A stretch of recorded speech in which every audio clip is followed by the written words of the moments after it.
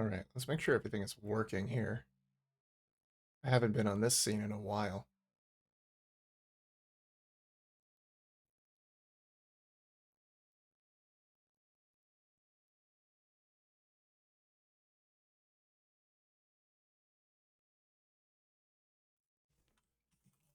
Let's actually get the game going.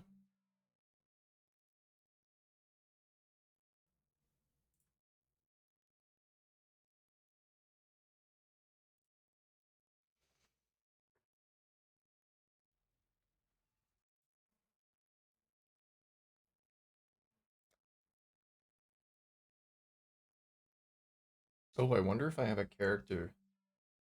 Maybe I don't have to level, depending on what I decide to do. I'm still undecided. I don't know if I want to try and attempt a wee bitty life stacker, or if I want to see how far I can get into an Archmage build with my budget. Because this character is useless. If I go, I can't let that sway me though. I should actually just do what I want to do. The original idea was to do an apostate life stacker, but that item is unfortunately very expensive. So I'm wondering if maybe I can get away with a.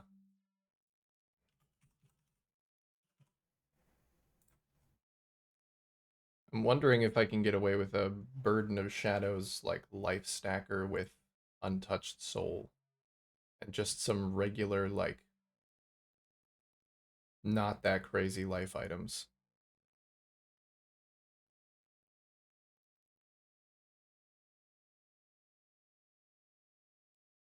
I wonder maybe I could utilize Utula's hunger. So what exactly does this item say? It's one chaos, that's easy.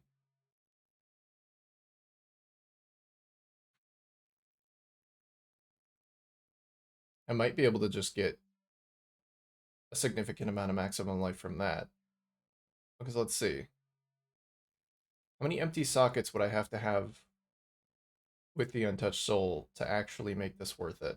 And then I wouldn't be able to put gems in those as well. So it's 40. Oh, that might get scaled up with catalysts though. Do I have one of those hanging around? They're pretty cheap.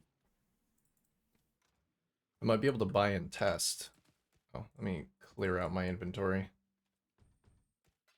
God, I forgot. I forgot how messy everything was. What even is that? That out of here.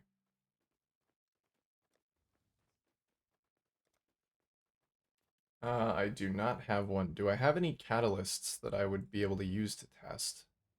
I have one fertile catalyst. That that wouldn't be enough to test.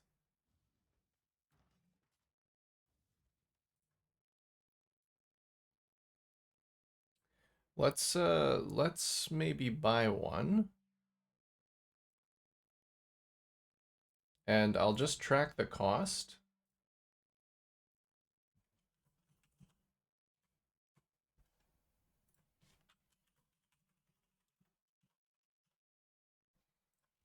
in case I end up using it.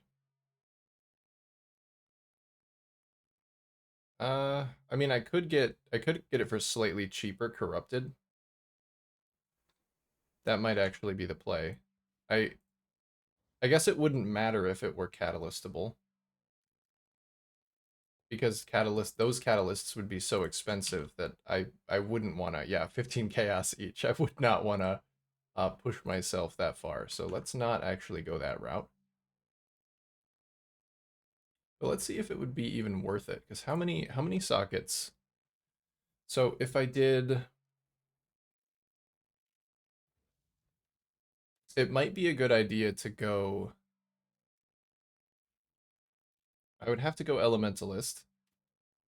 I wouldn't be able to grab the elementalist forbidden flame and flesh. That would be too expensive. So probably just go elementalist. It might be a good idea to go crest of desire so that I don't have to, I can just have my entire chest empty.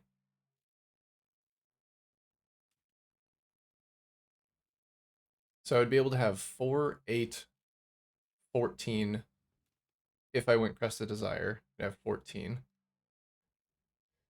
And then let's say that I'm not keeping these empty because that might be a pain in the ass. Okay.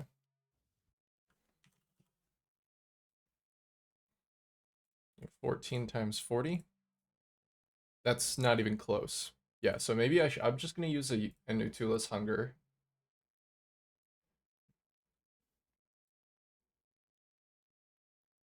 Oh my god. No, that's not what I wanted.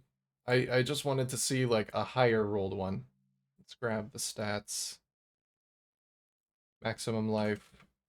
Could I get like a 900 one? That's 20, see, that might be a little bit much. Okay.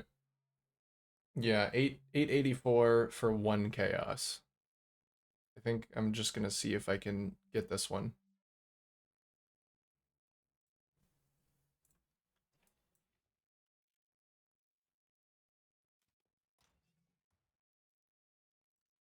I should, how much is a single divine actually? It's 124. Okay.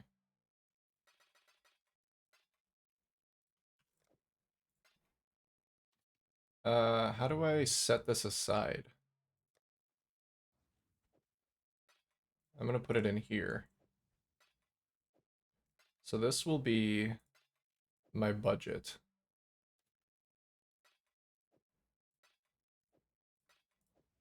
I wonder if I have enough for this. Nice.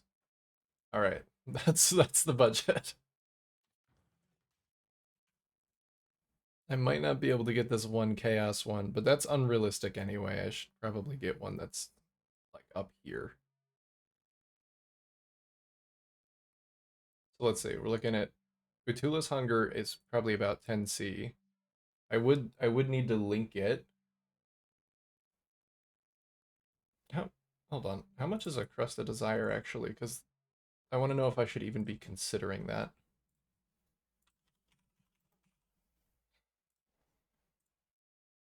That's not even something that is possible. Okay. That's good. It just removes options. I don't even have to think about it. Maybe later.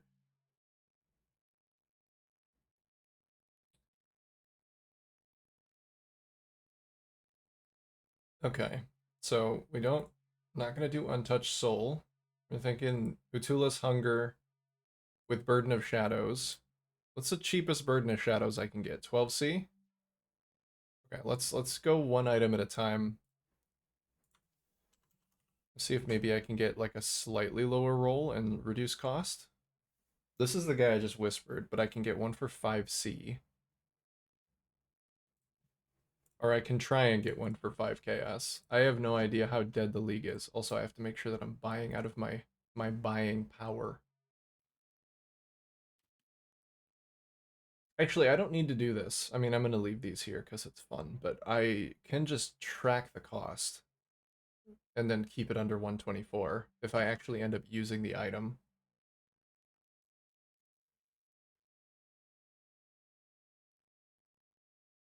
Hmm. Okay. Well, what is the absolute cheapest one then?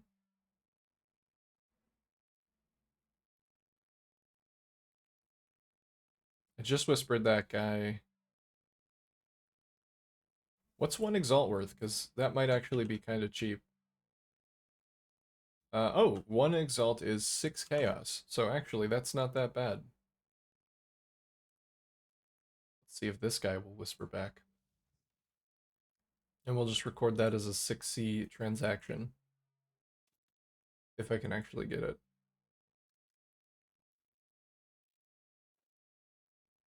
Let's uh let's set up a tab for this too.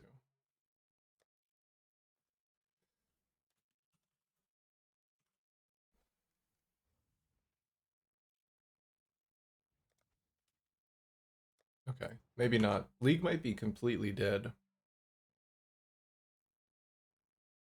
I I don't want to spend like a bunch of currency on something that might not make a huge difference. So I'm just going to get hopefully the best 5 chaos one that I can. Not this. 768. It might be good to get a 6-socketed one because then I can do the cheap 6 linking method. So let's try and get this guy's.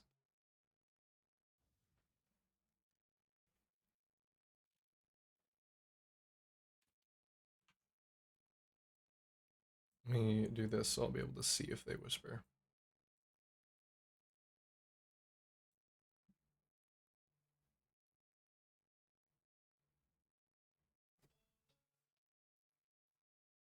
I'm already ahead of you, alarm. I'm already up.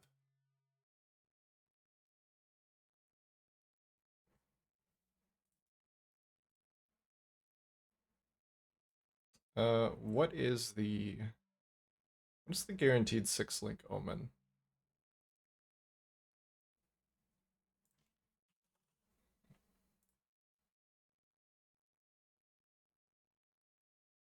Probably Omen of the Jeweler.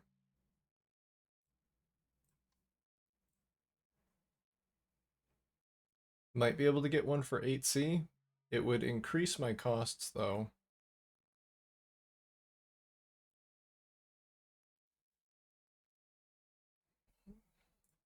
I really would like to just get a 6-socket one.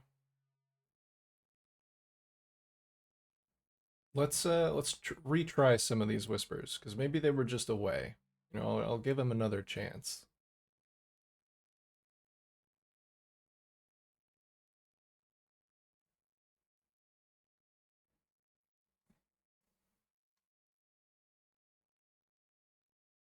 Yeah, 20 chaos is probably a little too much to be spending. Good morning, Tripwire. I tip my hat to you. Good morning. How do you do? I might I might just have to spend a little bit more, bite the bullet and spend some more, which would suck if I have to spend more and I can't even get what I want. Okay, let's just start at the cheapest, or let's start at the best 10C one that I can find. That one's 850, that one's 859.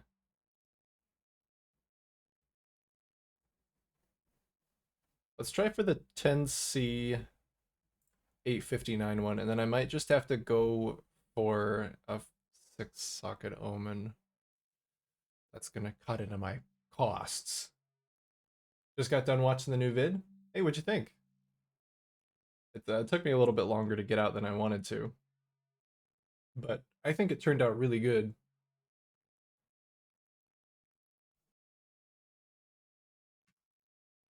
I'm pretty proud. Pretty proud of it.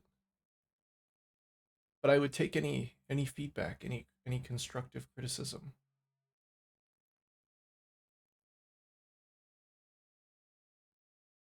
Let's try and get this one. 17 days ago. That might not work out.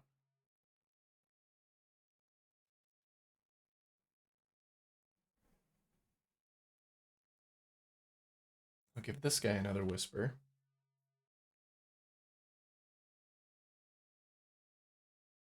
Maybe I'll just go down the list. If I'm not getting a 6-socket, at least, that's going to be the biggest part of the cost. I can make some of the life up on other pieces.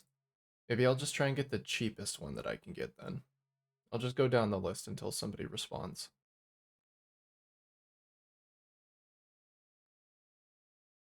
It is an armor base too. Oh, there we go. Okay. So what is this sale? 5 chaos. Pull from the left eye there.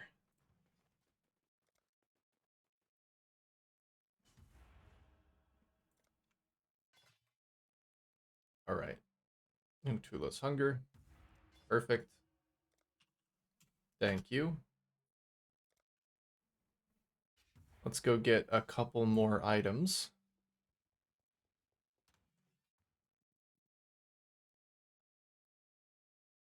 Do I do I count armorer's scraps in the cost? No. No, that's negligible. I'm not going to count that in the cost. Alright. So put that in there. That's one div man's chest. I should probably get it 6 linked, but oh no, you know what? If I'm using Burden of Shadows, I think Burden of Shadows is socketed gems. Socketed gems are supported by Life Tap. Yes.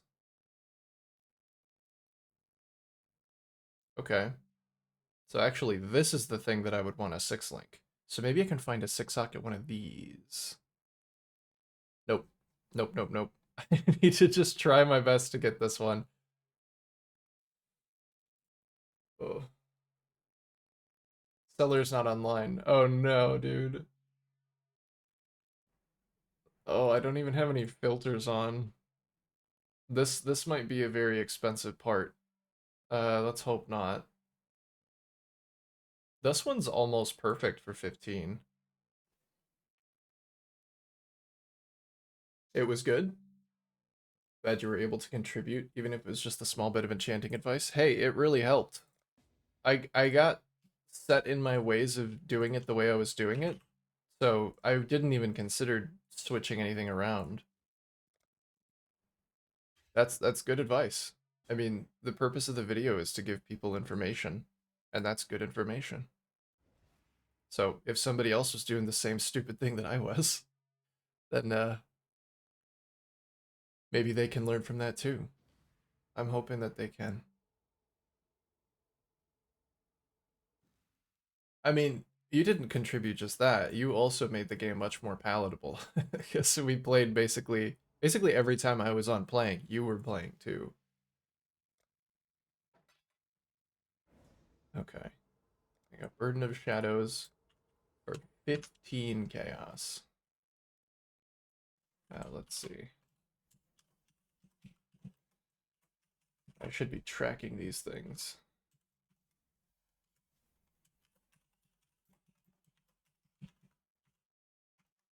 That's 15C. I bought the Utulas for 5C. Okay, so that's 20 chaos. I still have 104 chaos remaining.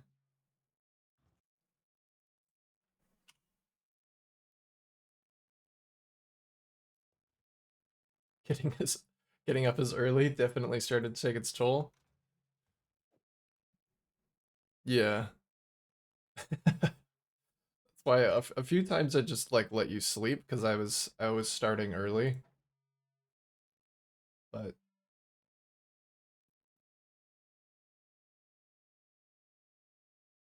sorry to wake you up so early consistently. I know that it didn't really work with your schedule.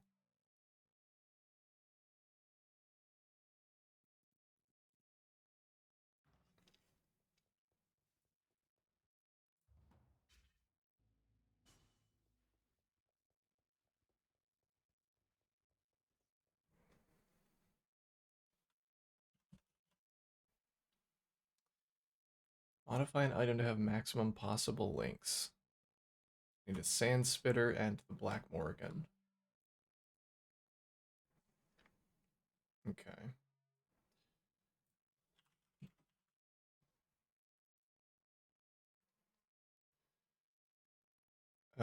Sand spitters. Sand spitter's looking real cheap.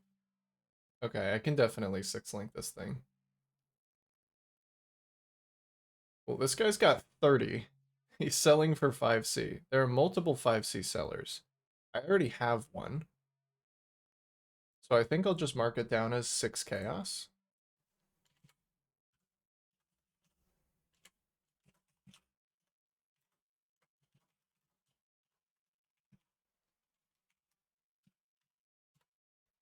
And then I need to purchase a Black Morrigan,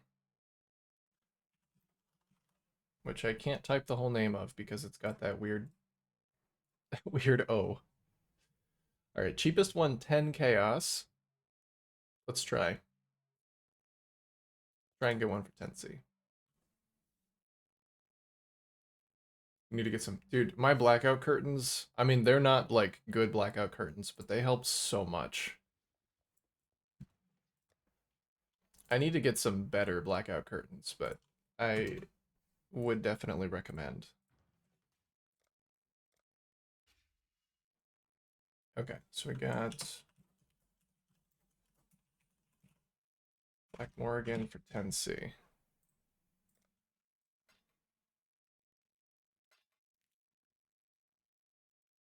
Okay.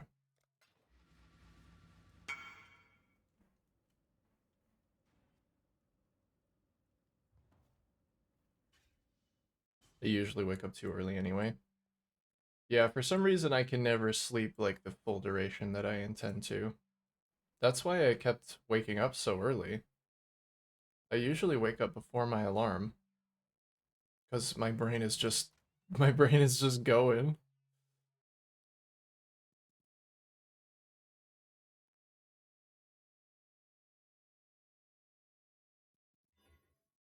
Oh, right click to add this item to your bestiary. Oh, no, I might need to be in the bestiary. I don't I don't know if it's disingenuous to say that like if I six link this item on this character and then like give it to my other character because the whole goal of this is to make a build that anybody could do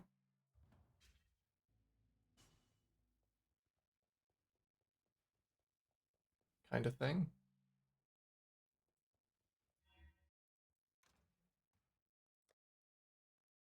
And if you're already struggling on currency, maybe like I don't know how difficult the Black Morgan is to actually kill.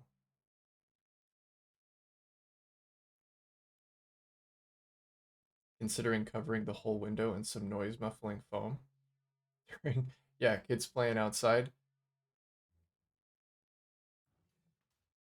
Yeah, why even have windows, man? Who needs sun and like natural light? It's completely unnecessary. You should just live in the darkness. Become a cave dweller.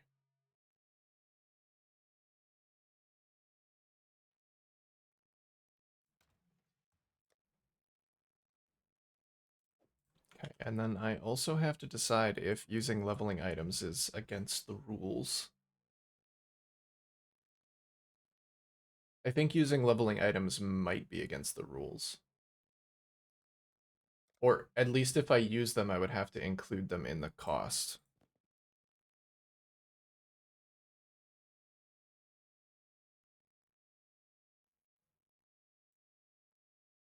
Hmm. I really don't want to level without leveling items, so I might just not not say that.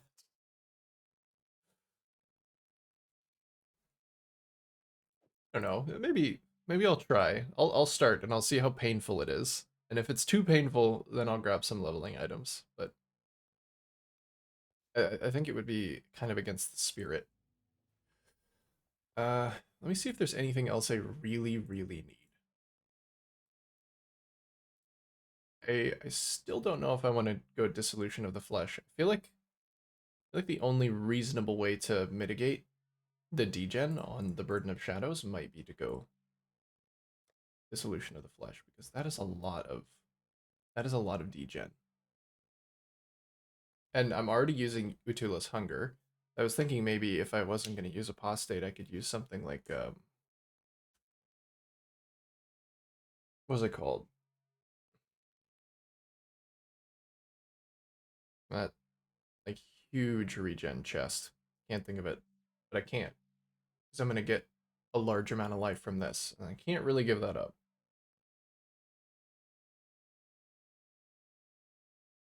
Get enough sun at work, you get no protection from it, dawn until noon. I hate the sun. Gotta be careful out there in that sun.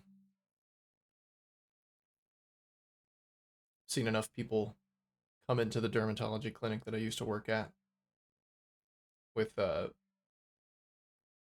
just sun exposure. It'll mess you up. Okay. What else do I want? I think the rest of my gear might be rares.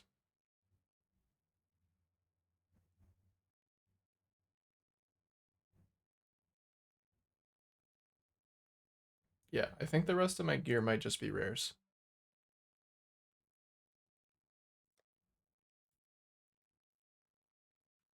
Let me see how expensive these essences are too, because that's how I'm going to be crafting most of my gear. And that would be good to know.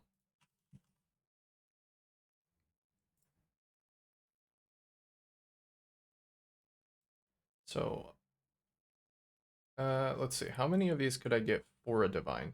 I could get 55, maybe. So probably not that tier. This one I could get a few more. 69 maybe. Nice. Slightly lower tier. Nobody's actually selling those. So that might not be an option. See if anybody has like 100 of these available.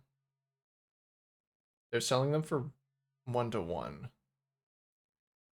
Is that a better or worse ratio than just going up a tier?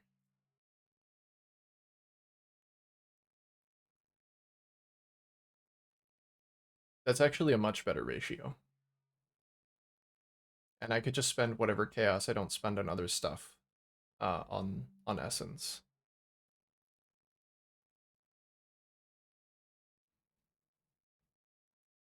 Yeah, because I don't think 69 is going to be enough to craft all of my gear.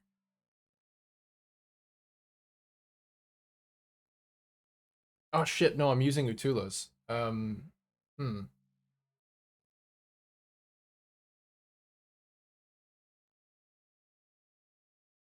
So that's gonna be where all of my life comes from.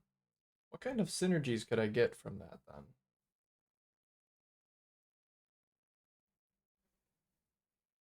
Because hmm,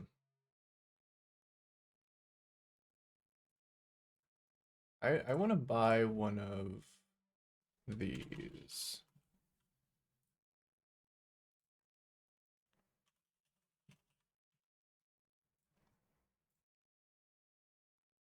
Surely this is a life mod.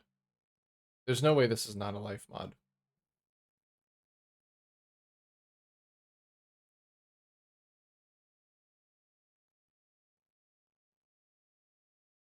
Like Cthulhu's is a lot of life, and this is. Let's see, I actually can buy a corrupted one because I'm not going to be catalysting it.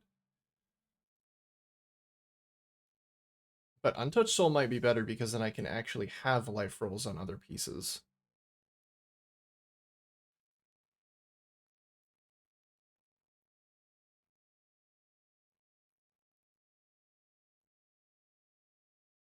I guess I'll grab one of each and just track the cost because I think they're probably not usable together. That seems like it would be too much.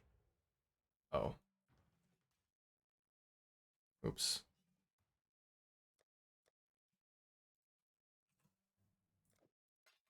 Sorry.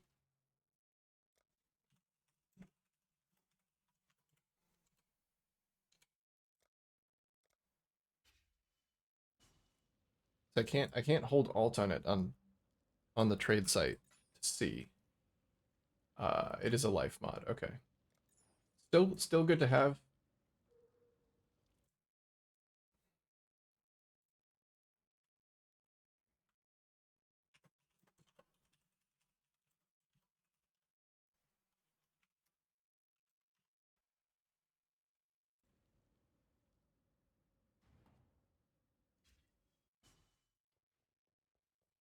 Okay. So I won't be able to use these items together, but it's good to have them just because if I decide to scale it a different way,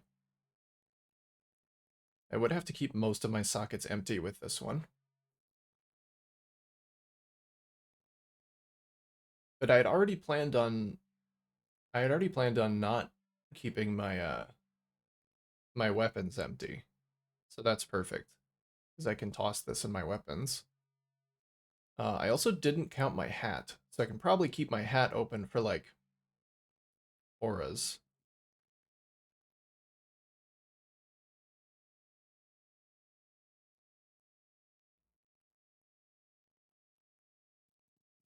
Okay, so hat open for auras, and then maybe like one little movement skill I'm going to be using a staff, so I can't shield charge. Probably just going to be flame dash because I don't really have room for anything else. Frostblink of Wintry Blast is probably too expensive, isn't it?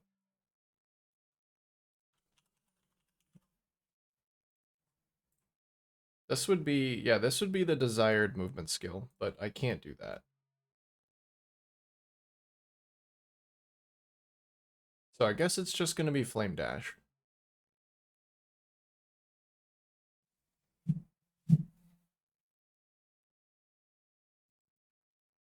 Is Ralikash's? Ralikash's is actually gone up in price a little bit. That makes sense. Nobody's playing. Nobody's generating them. So Ralikash's would be outside of the budget. Then I guess maybe it would just be a good idea to get like kind of defense is what I like to go for. If I'm using Dissolution of the Flesh, I can't do any energy shield. I kind of want to be on the left side of the tree. So an elementalist, and then go to the left side of the tree.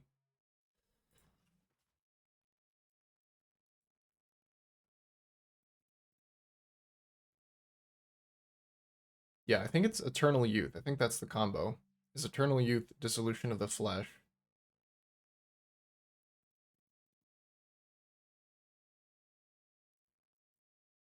And then we go Elementalist to get the all of your damage from hits will ignite. I wonder if I want to go regen though, because regen is so much comfier than Dissolution of the Flesh. Like that extra 30% maximum life is so nice, but I just don't know if I can justify that.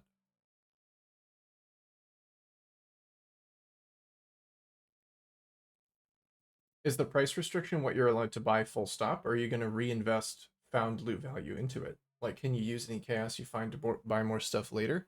That is a good question too.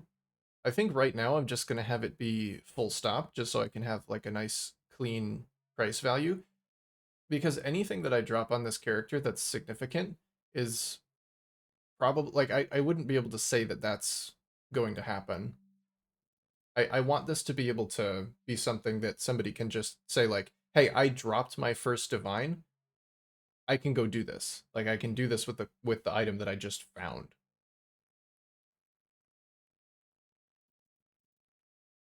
Um, but it is also a build that I want to invest into myself. So at some point I probably will uncap the restriction and then just like spend whatever. For now I just want to see if I can do it. I didn't expect some of these items to be so expensive. So the the uncapping might come sooner rather than later, but as long as I'm under budget, I want to see what I can do.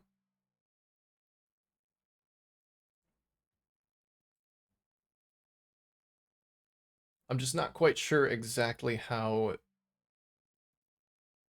to build this because every time I do a life stacker, I get suckered into Dissolution of the Flesh, which has a very uncomfortable mechanic attached to it, but it's like a staple in life stacker builds because it gives you a ridiculous amount of maximum life. But the downside of this staff that I want to use is that you lose 500 life per second, which needs to be offset by something.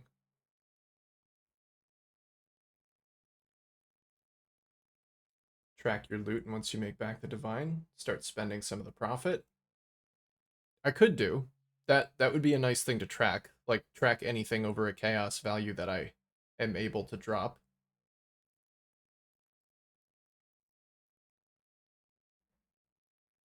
It would have to be like reliable drops though. I can't track random divine drops, or if I like, hey guys, this is my one divine build video. Actually cost total cost is one mirror because I dropped a mirror while farming.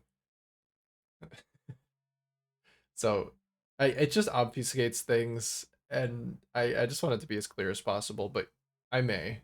It might be too much of a pain in the ass to track every single chaos that I drop. We'll see.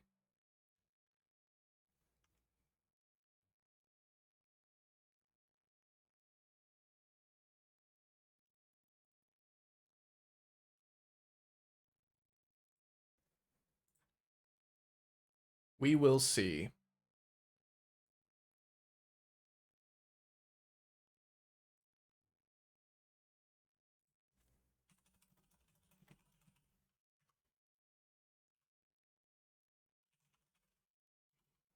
Hmm. Okay. Let's see. Let's see if there are any like hidden little cool regeneration tips and techs that I can make use of. I might just have to go uh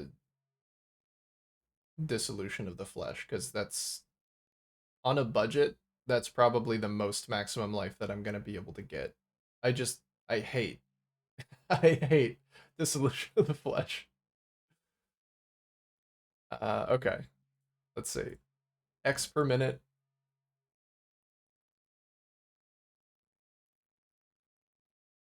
Slapping on an immortal flesh. Well, if it isn't my favorite PoE content creator, is that me? Good afternoon, Fratsby. How's it going?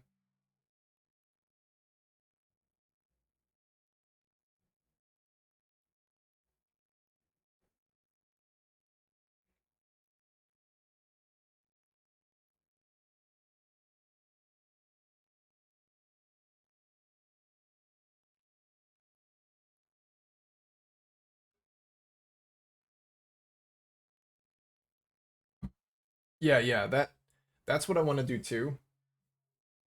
And that's I guess that would make sense why I would want to track my returns.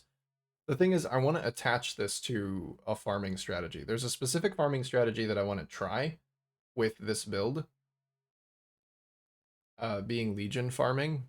And if the build is actually really good at it, then I can do that. I can say, like, okay, this is what I invested into the build. This is the strategy that I went for with the build. Or maybe I'll just do another harvest video. Because I did want to do a low investment harvest strategy and see how good it is. So maybe I'll do both. Maybe I'll see how good it is at both and then like recommend whichever one is better. There's a lot still up in the air. I don't even know what I'm doing with the with my build yet. I'm still trying to figure it out. Doing well, just working and feeding capitalism. Nice. Good. Good. That's great. Feed yourself. You know what? Live live to start a revolution another day.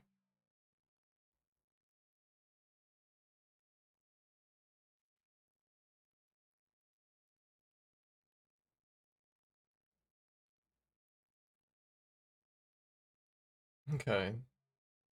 So putting on an immortal flesh, that would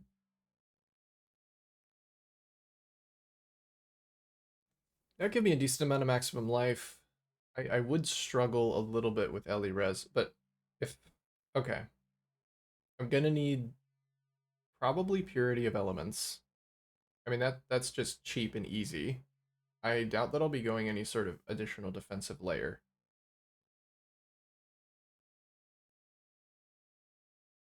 Unless I could try and fit some armor in. I might actually need to go armor. Since I'm gonna have all of my damage in my staff, I could probably go armor bases.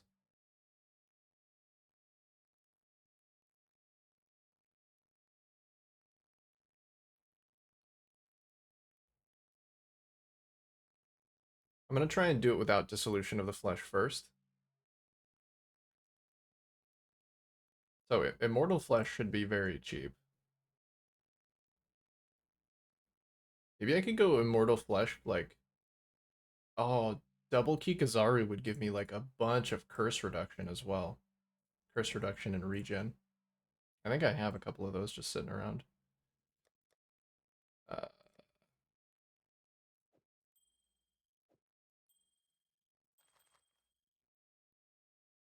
so yeah, I'd be unaffected by curses. I'd get a bunch of regen.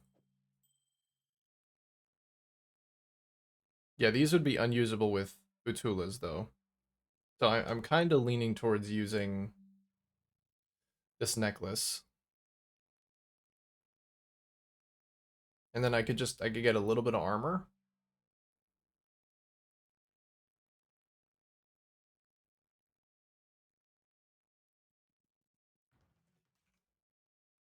Then I actually wonder as well how much a Calm's heart would cost. Probably not anything because nobody actually uses it. 4 chaos. It actually has increased fire damage, which I will be doing.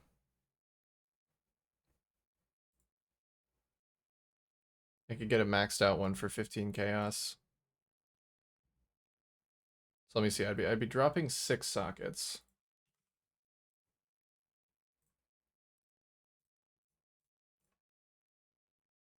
But that easily makes it up. I already have my 6 link in my staff. It is an armor base, which makes more sense with what I'm going for.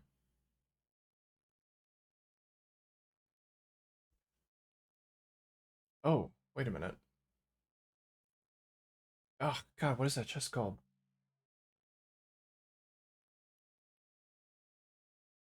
It's a really, really good chest for this, but I cannot think of the name. It's probably in here somewhere. Uh, percent per minute conditional. No?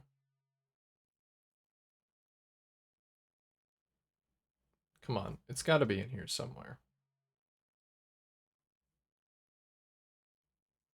Why is it not in here?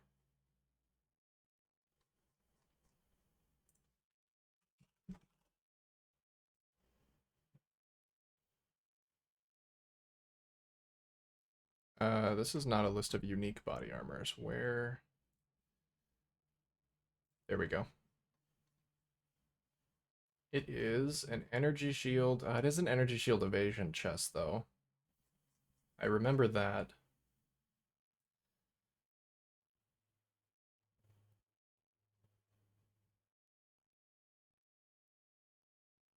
Or maybe it's... Oh, it's doppelgangers, guys. Yeah.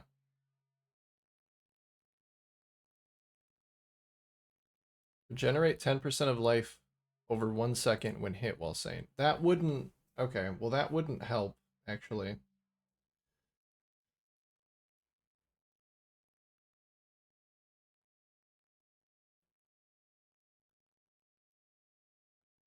Because I'm actually not taking a hit, I'm just losing the life.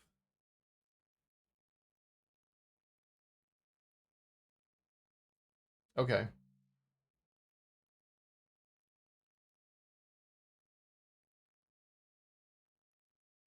Maybe I will try... I mean, if I just sock it in mostly uniques, I'm having a good time.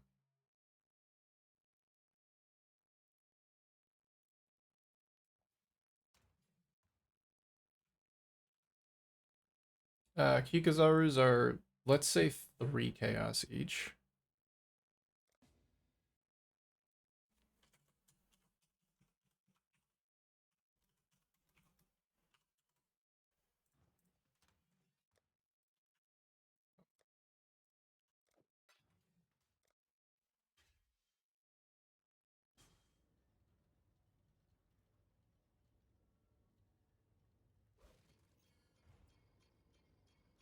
Was 4C for this one, right? Yeah.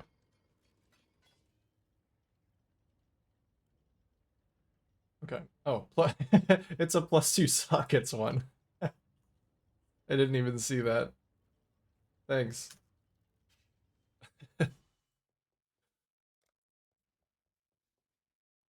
a stupid item. +2 to socketed gems. All right. So I'll move this over here. These are like my 2 different setups. This is the constant. Okay, what am I at? If I decide to do the Calm setup,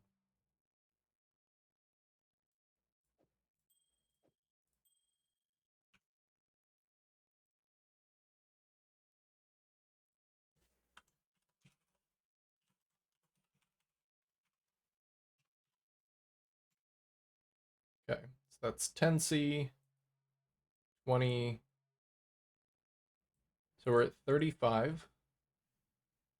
And then if I decide to 6-link the staff, we're at 51. So that's almost halfway there. I have 124 total to spend.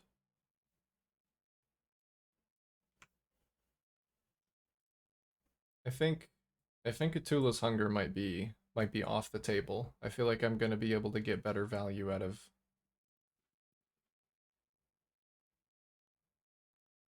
Because let's see, the benefit of Utula's is more so for attack builds, because it frees up prefixes which can be used for flat damage rolls, which I don't need. It might free up like flat damage to spells, but I'm scaling damage to spells with the Burden of Shadows from my maximum life, so I don't actually need that. So I think I will forego Utula's and just go for this janky, almost all unique setup. And then I want to grab an Immortal Flesh too, just because it's got a lot of good old regen on it.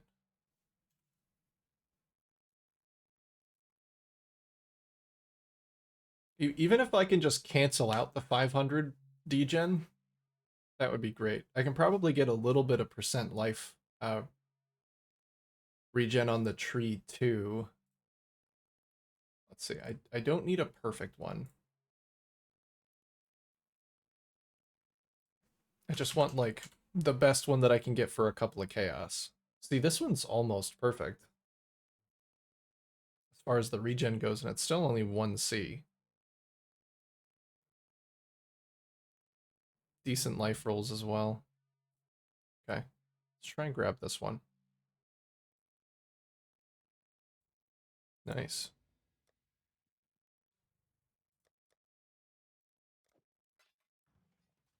I have to keep reminding myself to go to that other tab to grab my currency. It doesn't really matter because I'm tracking it, but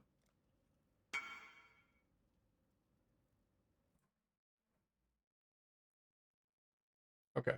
So we're not using Utulas. Let's bring these costs up here.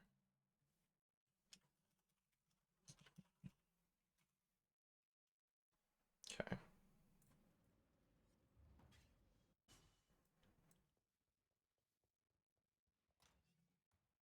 So Immortal Flesh requires level 50. That's fine. All right. What else do I need? Is there anything else? I am actually almost all uniques.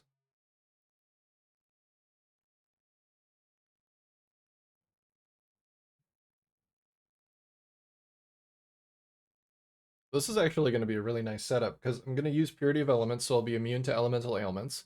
Double Kikazaru makes me immune to curses. If I do end up going for Dissolution at any point, which I should probably path over there just in case, so I don't have to like respec too much. I don't think I'm going to count the cost of regrets in if I decide that I need to change the build up, because like the whole point is to figure out what works. Let's see. Boots. I mean, while I'm going while I'm going for stupid meme items.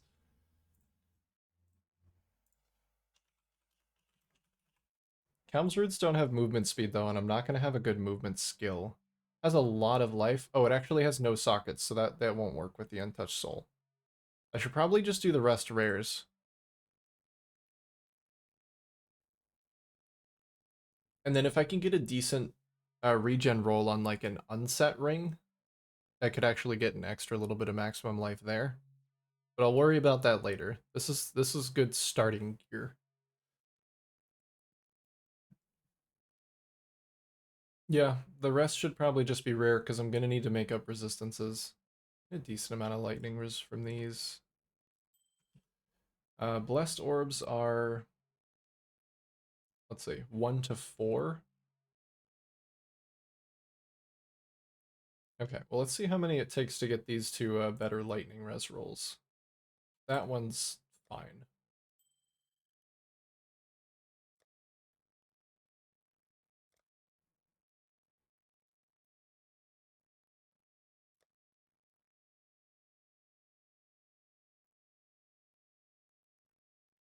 Yeah, they're fine. If they need to be better, I'll start worrying about that.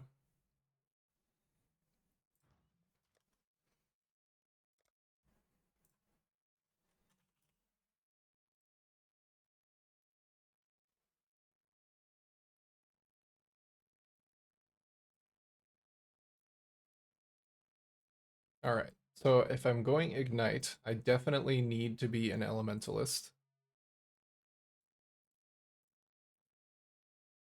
And we want Shaper of Flames, for all damage can ignite.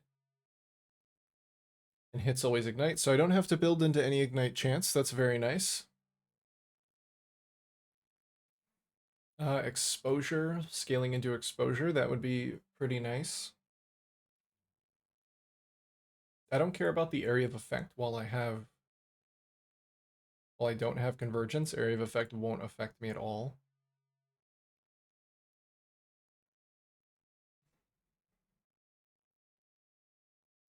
Bastion of Elements is a really nice defensive skill. I'll probably end up going for Golems. Increased effective buffs granted by your Golems, +1 to max. And then increased effective buffs granted by your Golems per summoned Golem. +1 maximum number of summoned Golems. That could be really good. Just have a little Golem party. They could end up taunting for me as well and taking some hits, which might be nice. Because this build's going to be very weird defensively, otherwise.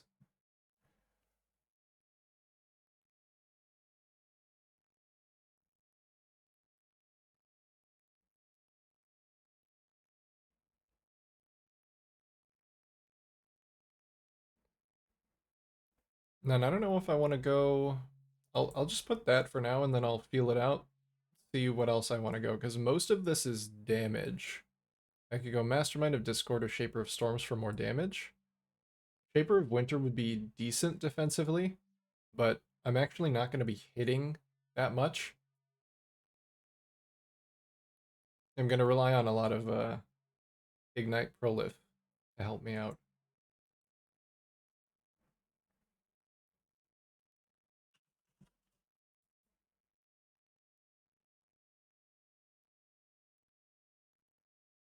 And then if I am building into regen and maximum life,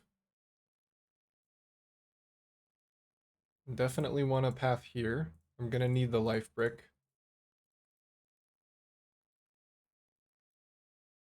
There's a nice little regen cluster there with a jewel socket, easy to reach jewel socket. There's a regen at the end of that little path there. There's life there. Um, and then I want to be scaling fire damage over time. Because even though I'm even though I'm stacking life to give chaos damage to my spells, I will be dealing fire damage. Cast speed doesn't really scale me.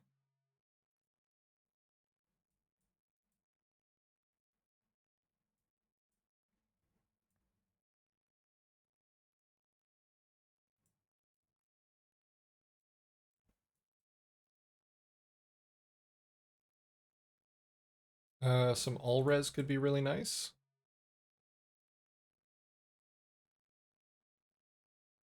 Just going for that. And then I want to be able to make it over to the regen nodes over here.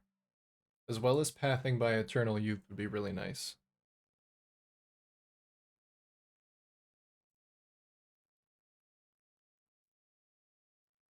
So I might be coming up here. I want all of those life nodes. Oh yeah, and I go by fire damage over time multiplier, which I can just take. There's some res on that.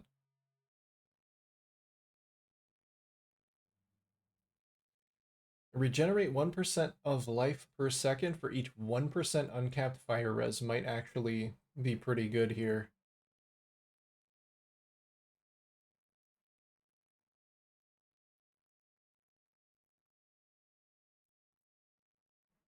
I might have difficulties capping my resistances actually, so maybe not.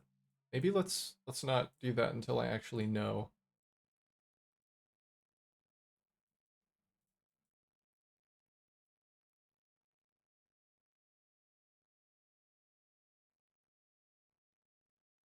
And then I'm gonna have armor bases, so it might be a good idea to actually go for some armor scaling. If I do manage to not use Dissolution of the Flesh, I can have Energy Shield as well.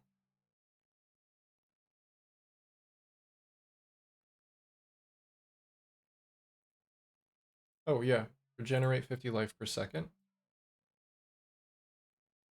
That's great. I'd like to get down to Arsonist. There's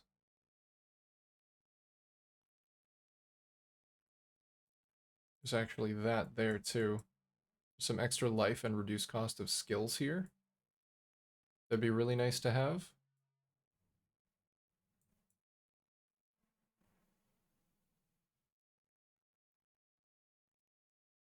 Actually, I'm also going to be wielding a staff. So I could build into some block, which might feel good as like just an extra defensive layer. Let me see how much block I can get.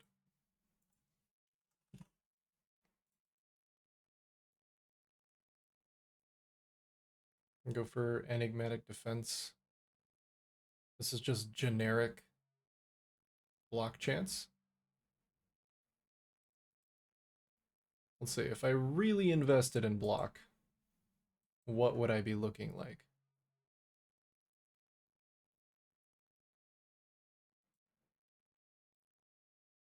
There is this more staff block? These are attack nodes, but it gives me armor if I've blocked recently, and chance to block.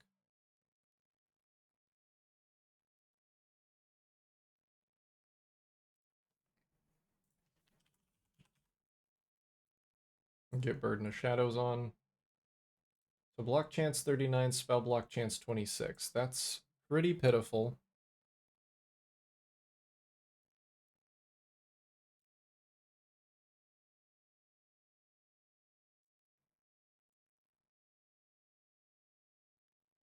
I think I might not be able to get it very high at all. And if I pick that up, there's generic chance to block. No, that's dual wielding or holding a shield. So I'd have to start picking up nodes that really don't benefit me. I don't think I'm going to do that. I don't think I'm going for block.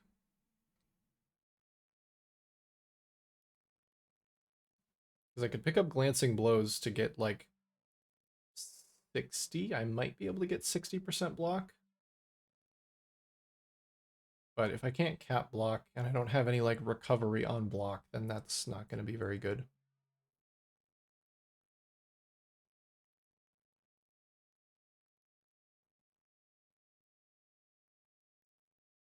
It might be just a good extra mitigation layer though, because I'm not going to have very much mitigation in the build. So glancing blows would actually cap my attack block.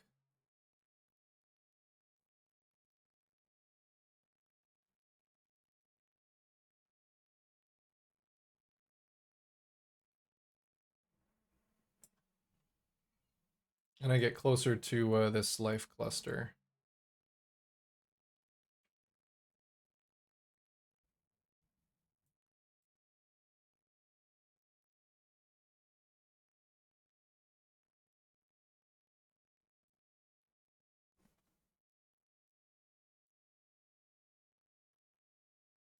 I could come down here and grab the fire dot multi.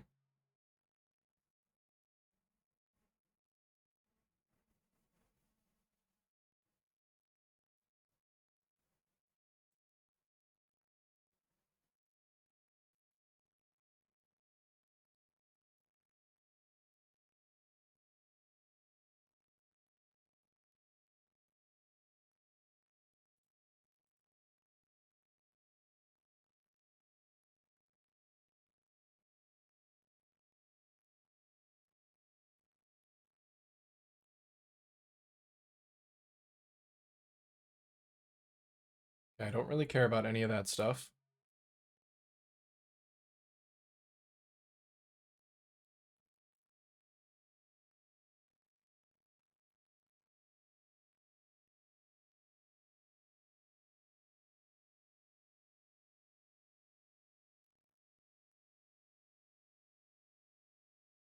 Might actually be worthwhile to grab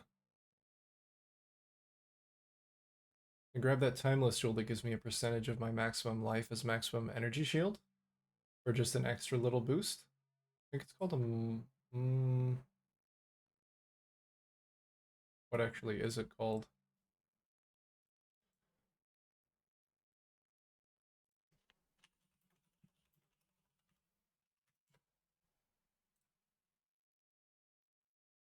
It's one of these. The divine flesh? No. Corrupted soul.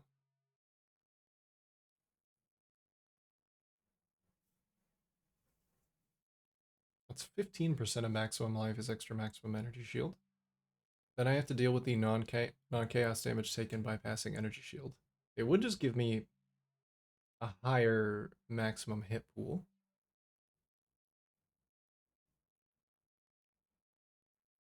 And I have to find a place to put it.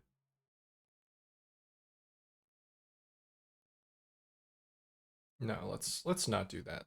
That kind of sounds like a pain in the ass to manage without being an inquisitor.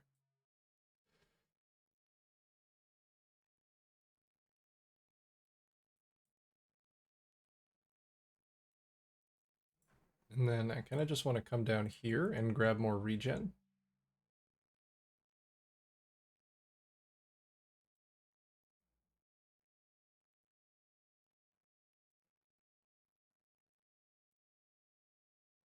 If I'm coming down here anyway, I might as well go and grab those.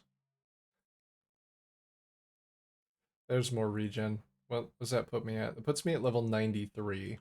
And I'm basically only getting life from my tree. It might actually not be that bad to spec into glancing blows then, because I don't path that far to get to it.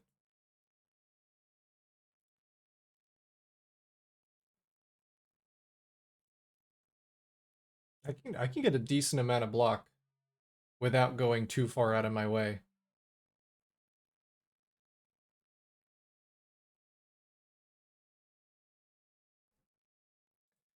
I wonder what kind of stat on block.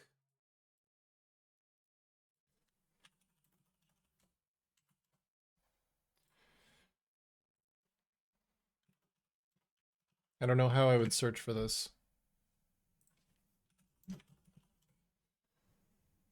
Blocking. Modifiers.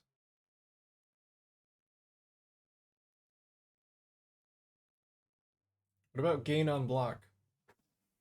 They're all shields. Of course they are.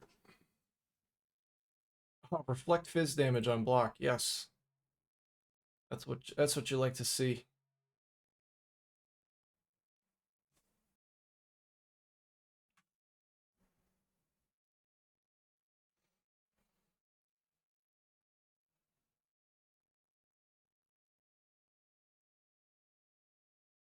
I could pop one of these in to get closer to block cap, because I won't be able to be any of those things.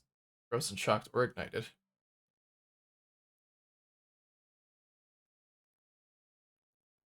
Blue Nightmare is probably really expensive.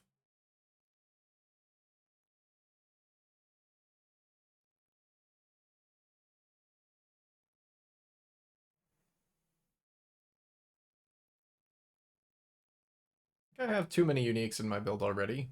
If it's not a jewel, I probably won't be able to fit it.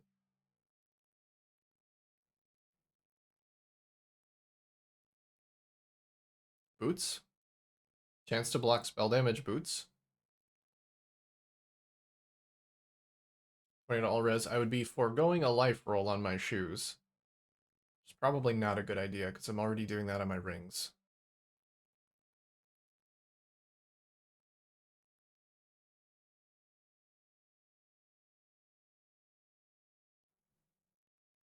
Yeah, I'm thinking I might be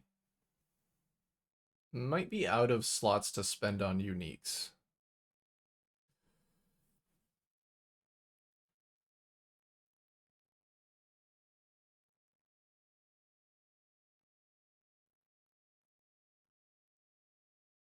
Yeah, there's not really anything else I can do with that. Maybe a cluster jewel passive could give me something. So that's chance to block. Chance to block. I mean, armor if you've blocked recently, but maybe that's not worth 3 points.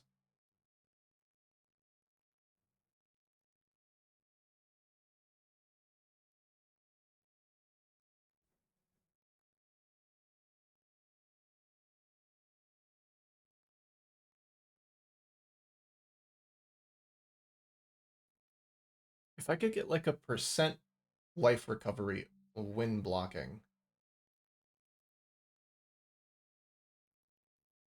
there's recover energy shield, but that's only for spell damage and it's quite small. This one's probably on the other side of the tree. Here we go, cluster jewel passives.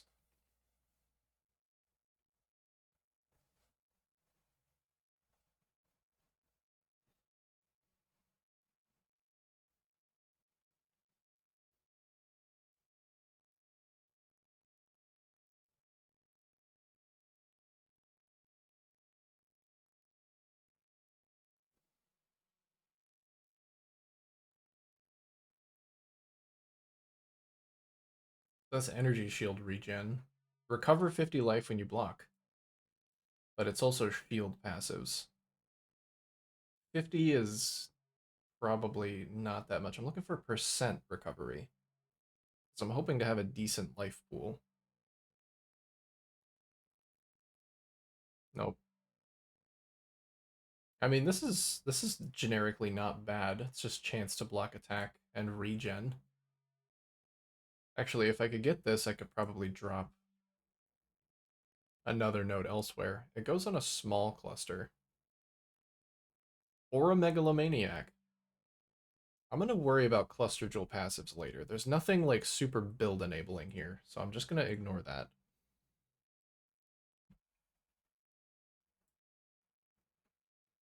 Let me see if there's any life that I am just missing. Easy life that I could pick back up. I have hit level 94 though.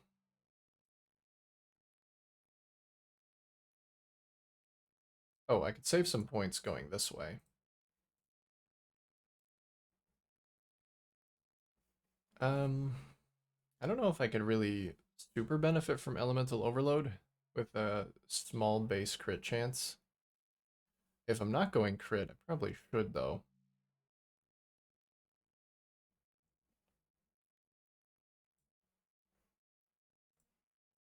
Yeah, actually I should. I should pick that up. Um, Save points here. Just path differently. I might be going too far down the tree.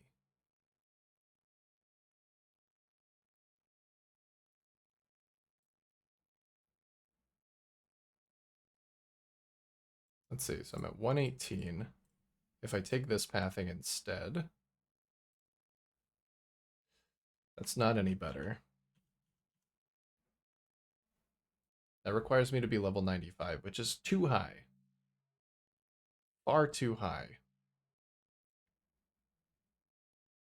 So there's a lot of good stuff down here, but I'm already investing in regen on my gear quite a bit.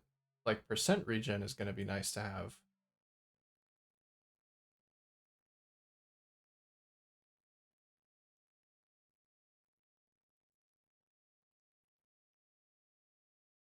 This only requires level 92.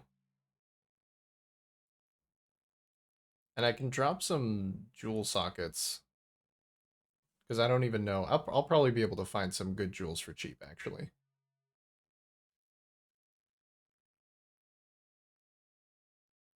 And then if I end up going Dissolution of the Flesh, I won't need block because going glancing blows would absolutely destroy me. Okay, that feels pretty good. I have a couple of character slots still left. Why do the keen of mind seek to satiate their It's curiosity in darkness and depravity? a good question. Innocence is our Why do father. they? Arieth is our mother. When a daughter strays from the light, she makes herself an orphan. It's Dominus asking me why I'm doing Learn this. well the lessons that Ray class will teach you, witch.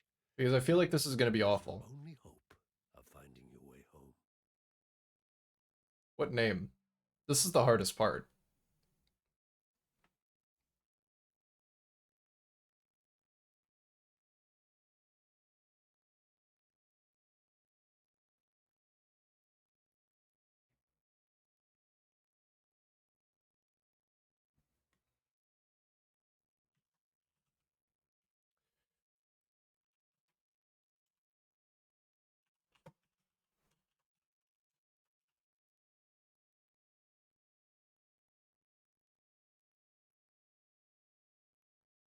Let's see if it's taken.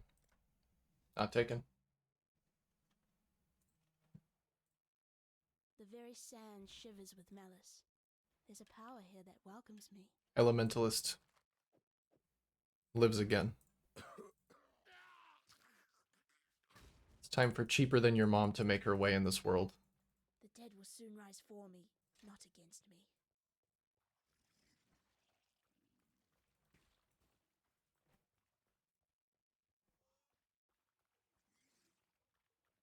I think I probably will use leveling items.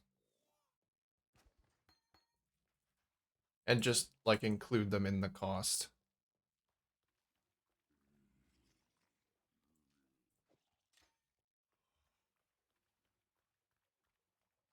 Because I kind of don't want to. I don't want to level without leveling items. That sounds not fun.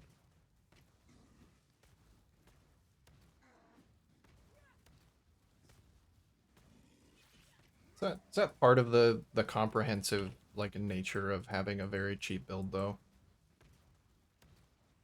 Is being able to do it without the leveling items. And I thought I'd be a dead woman by now. Oh, I don't even have any of my other filters. I'd have to make a completely new filter if I wanted to grab like any of the items off of the ground.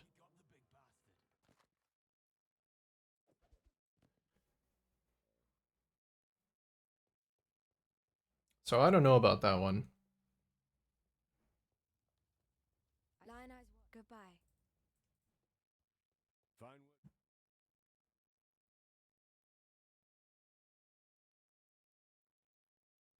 All right. Stay sharp out there.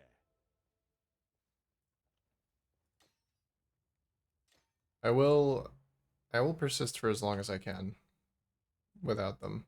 Away as an Oh yeah. I'm so used to being an inquisitor. So I guess I just go straight out the left-hand side here.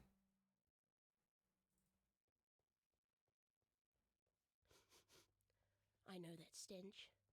Just like my sisters. Upon the pyre.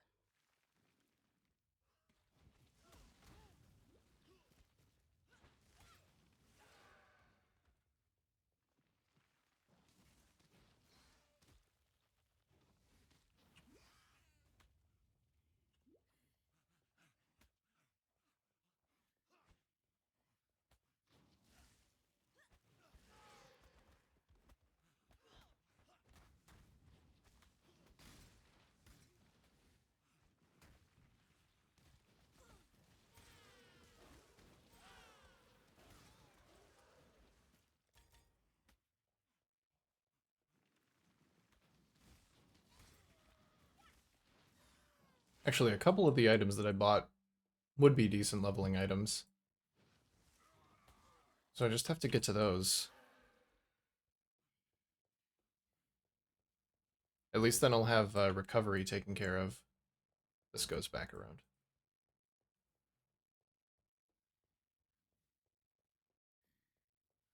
Suffering without shoes, though. Get off me.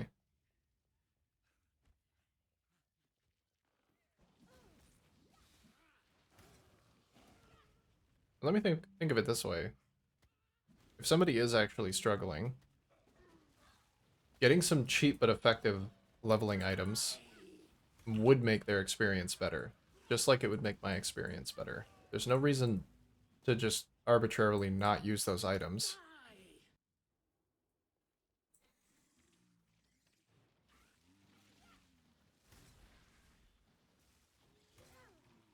Like, if you can acquire them for cheap. If you've dropped 2 chaos, and you're looking to improve your gaming experience, then yeah, buy some leveling items. To learn is to Good live. idea.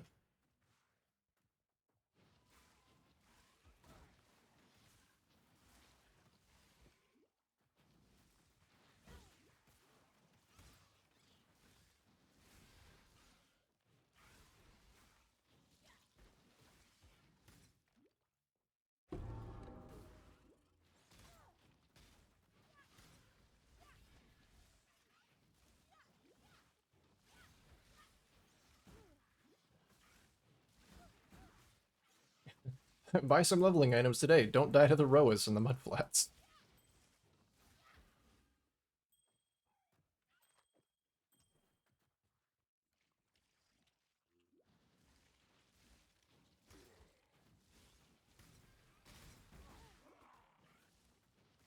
Like I'm about to.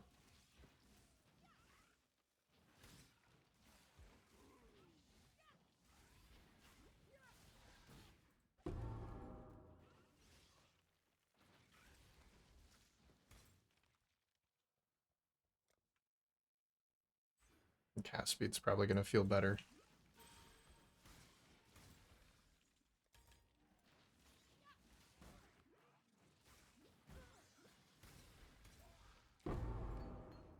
Whoa, superior sniper's mark. I can't even use it. I was gonna put it in and fucking sniper's mark the Roas. Oh well. Oh, I didn't even have to buy that one.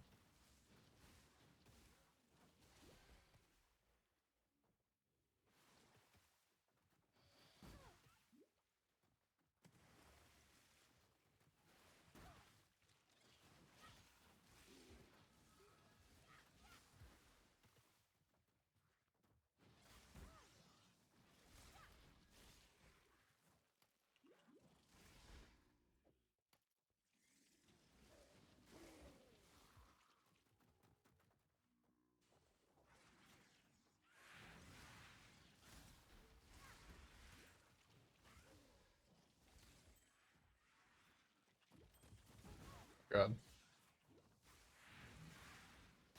Don't get murdered by the I Roas. think this ray class will serve.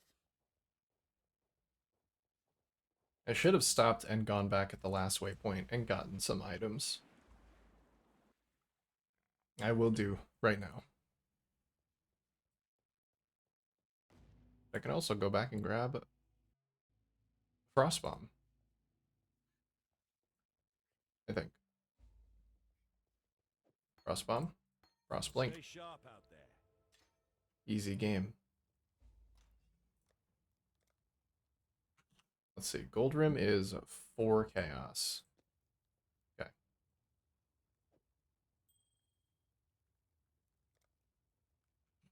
And Wanderlust are 2.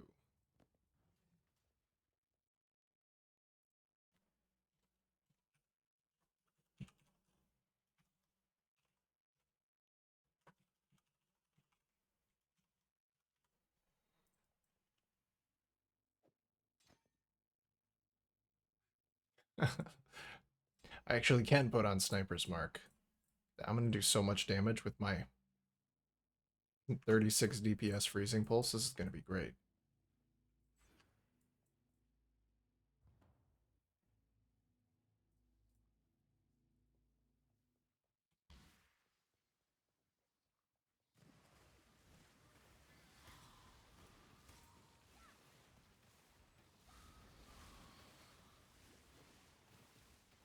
The damage efficiency.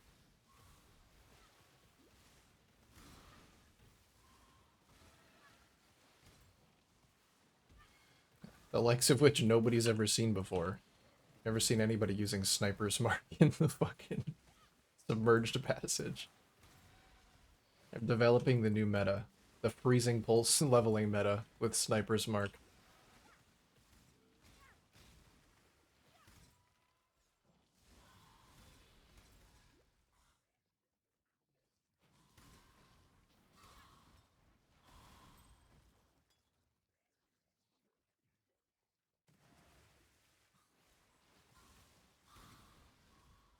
Actually, though,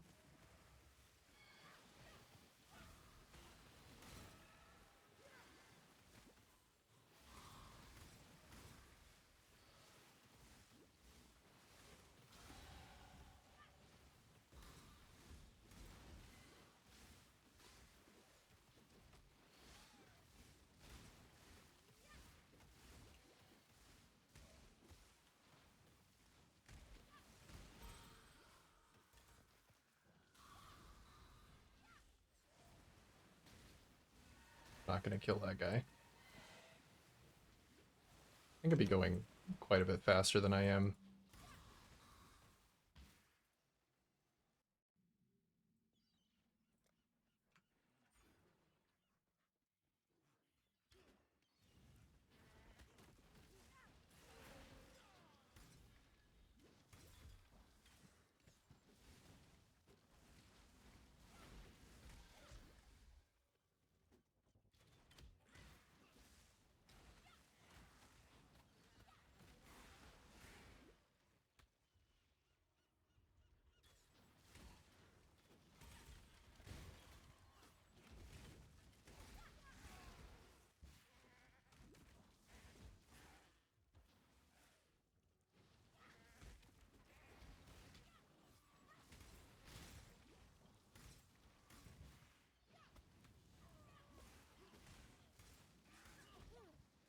I just can't stop freezing pulsing. I have a problem.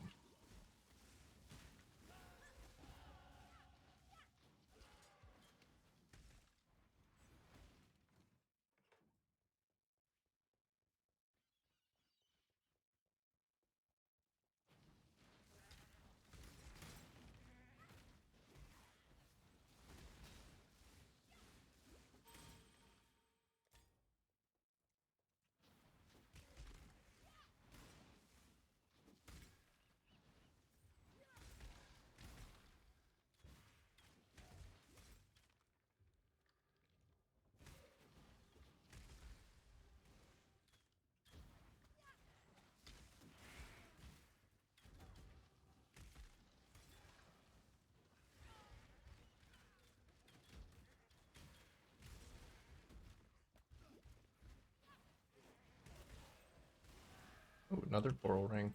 The life stacking begins already.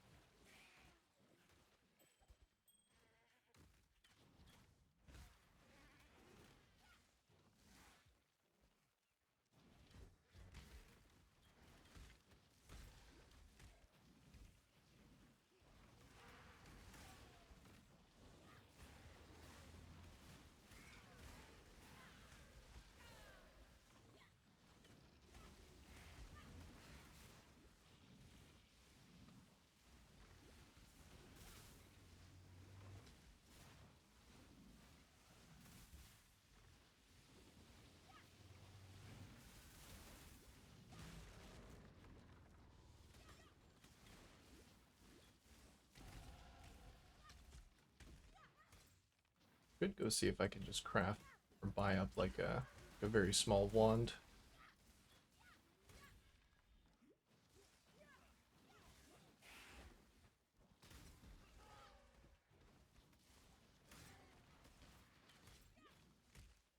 So I might have to level a bit differently. This Burden of Shadows is probably not accessible until like right at endgame. So I'm just gonna do my usual leveling startup. Just come up here, Elemental Overload. I might level with Spark actually, because that was pretty smooth last time I did that.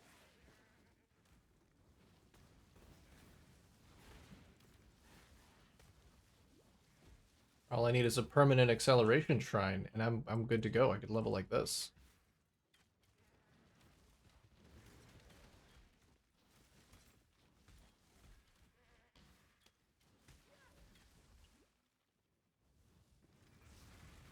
Oh, here we go. Essence of Woe. Whoa. What's this one? One-handed weapon spell damage. Here we go. That's good stuff. You can use that with impunity. It's not money I'm actually spending.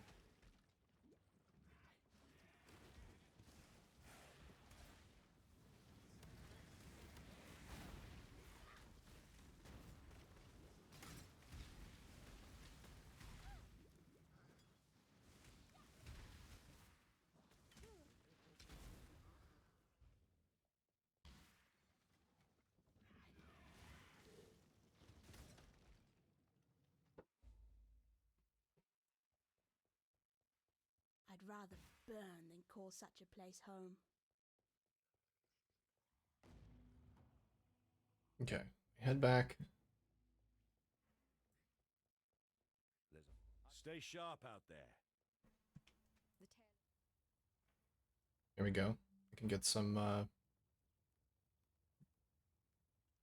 How early can I go Ignite, actually? Take care.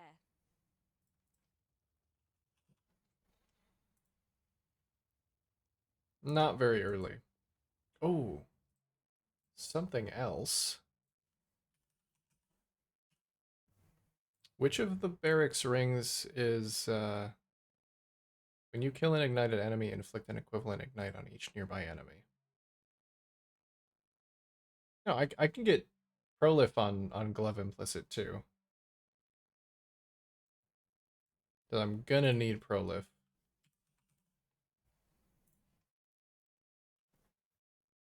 Barracks Respite is very cheap, so if I really want it... Actually, this is a level 20 ring. Level 20 requirement. You'll use one of these instead of a Kikazaru. If I have more investment into regen on the tree...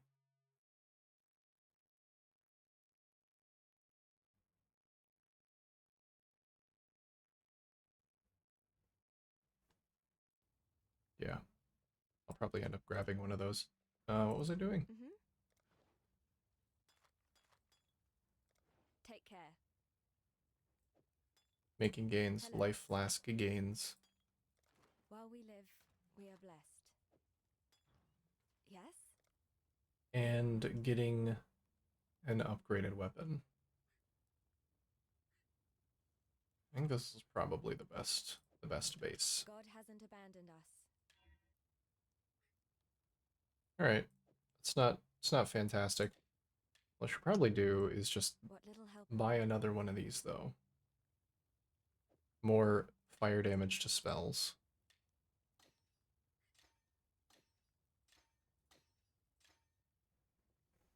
I guess I do need to... Oh, I should have bought the 3-link one. I'm not thinking about links.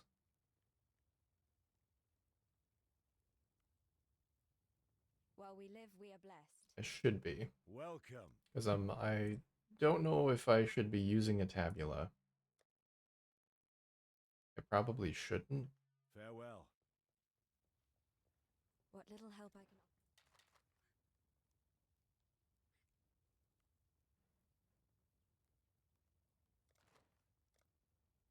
can. Alright, let's not worry about being...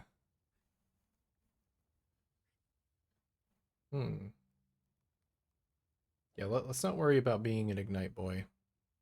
Just quite yet.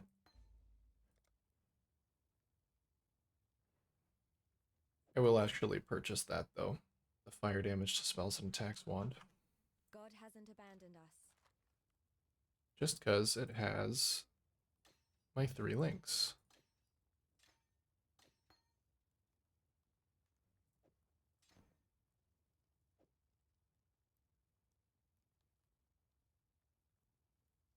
That one's actually, strangely, probably better. Yes? Added lightning damage. So Arc is not a choice, but Spark is. And I feel like I remember Spark being, like, weirdly good for leveling.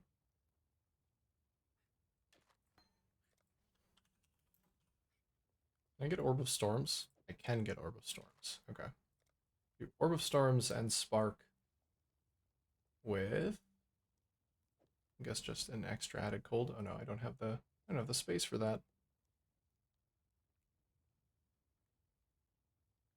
Oh well. Probably just keep Arcane Surge socketed in there then and actually level it.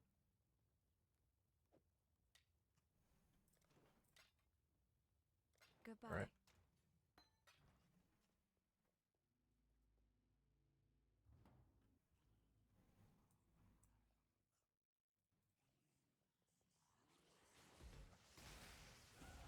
Yeah, Spark has like a weirdly high base damage, doesn't it? Also, it'd be really good for Elemental Overload.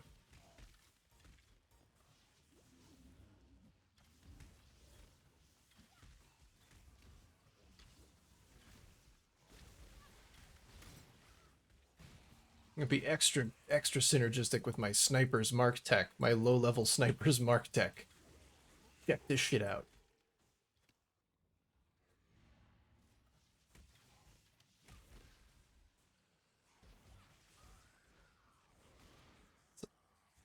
Far too stupid.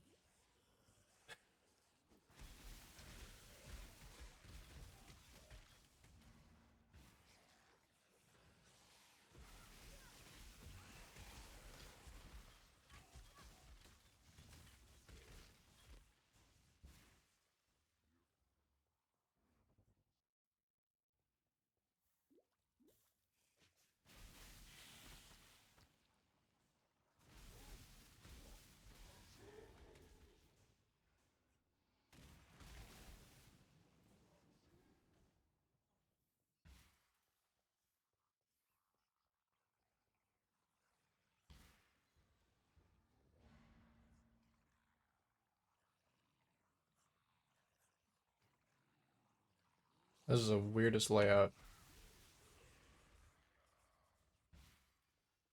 This is the weirdest layout. What is this?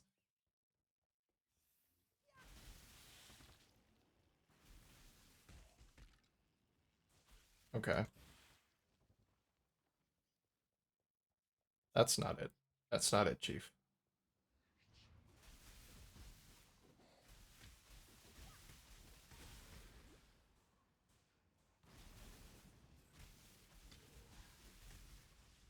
I shouldn't bother killing that guy.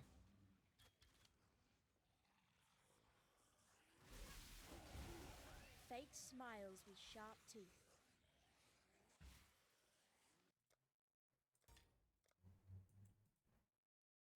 Okay.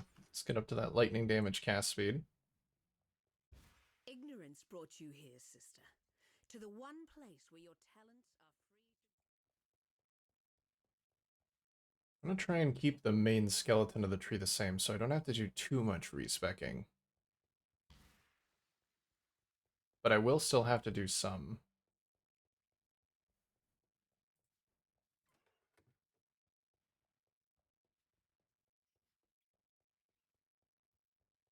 You think me a horror? I will show you what true horror is.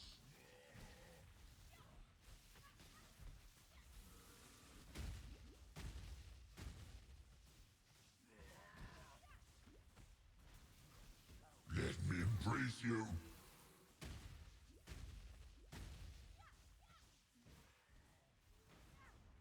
Oh yeah, that goes through walls, doesn't it?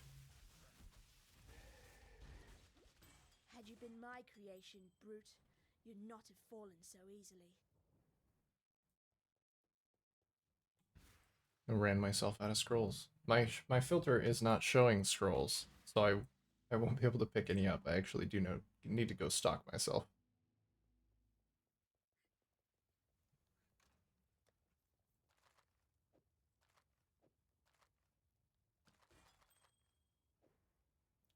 Little ring there.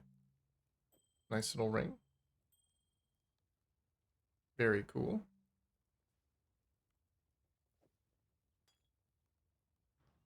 For some.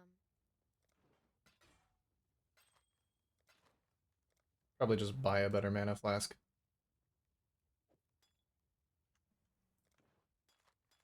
God hasn't abandoned us.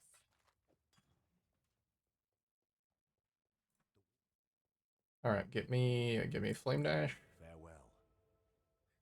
Hello. Can I buy Vitality? I can, but I need some strength.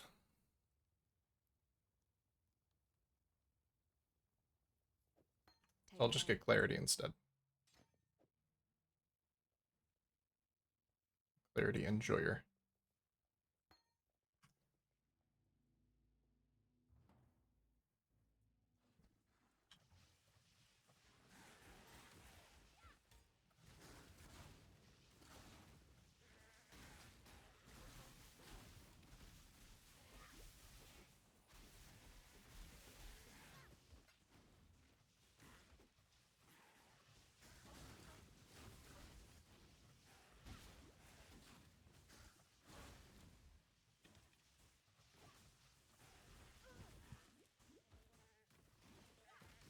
I guess I'd be able to swap to Ignite at about level 30.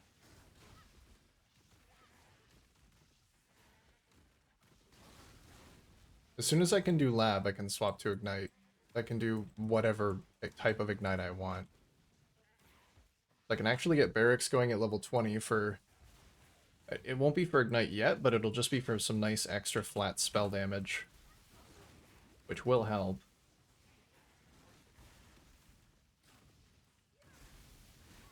And then once I get to 30, maybe not 30, maybe like 34. Wait, whenever I'm killing Gravicius, probably head over to Lab, grab Shaper of Flames. Any good shoes? No good shoes. Sad. The sirens appear to be dining well.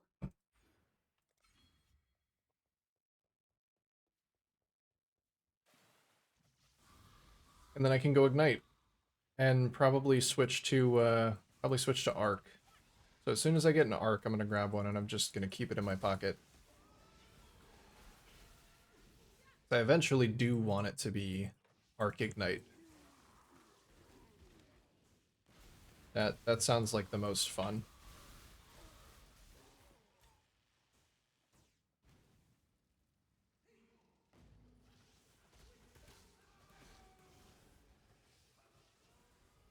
Oh, grab some flasks too.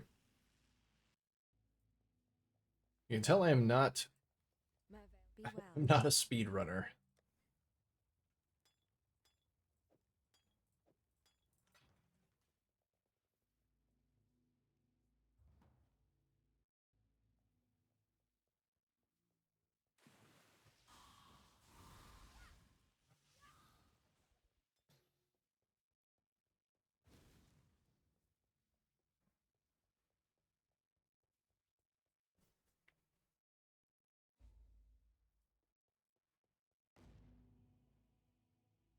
Okay, I can get Stormbrand too.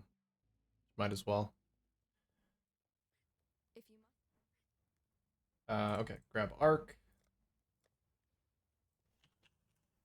Storm Brand. while we live, we are blessed. Welcome.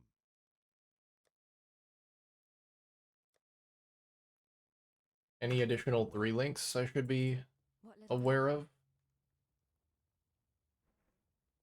I grab that while one we too. live, we are blessed. Let me see if I have any other... It was a Woe, right? Yeah, Woe. I'll put another one on here. Fortunately, no additional lightning or any damage to spells. Toss another one on this one too. Okay.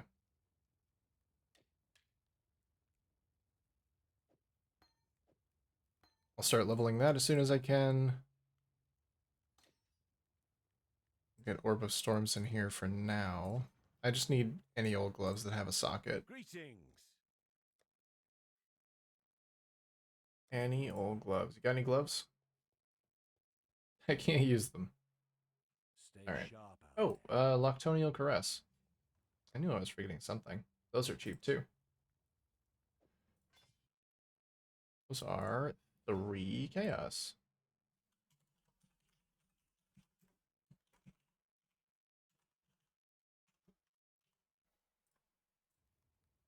Okay. Then I could start socketing those in.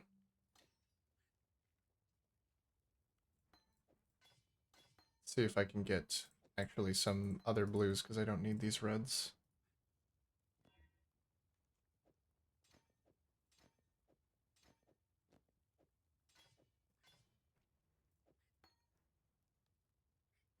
Okay.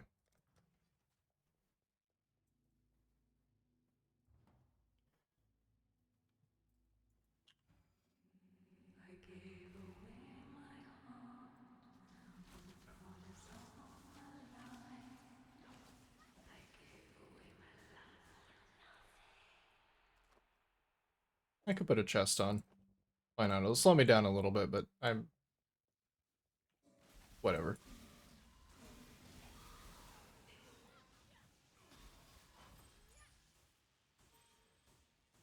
I don't have an amulet. I will take that.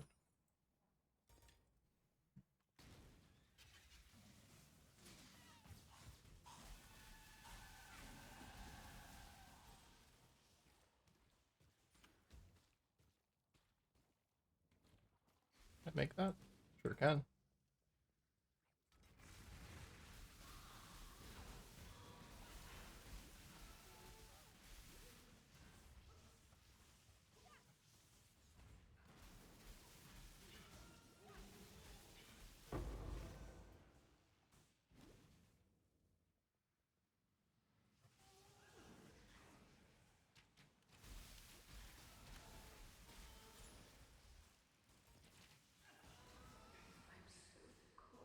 Shouldn't be tracking, like, if I buy gems from vendors, right? No, those are so cheap.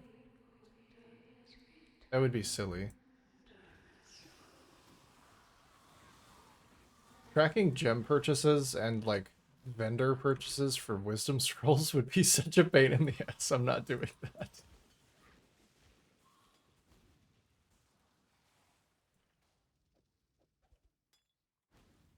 I am not doing that.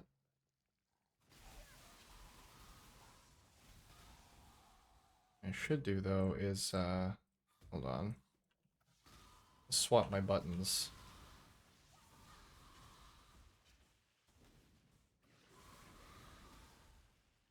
And my poor little hands are having the toll taken on them. The PoE toll. I've been clicking so goddamn much recently.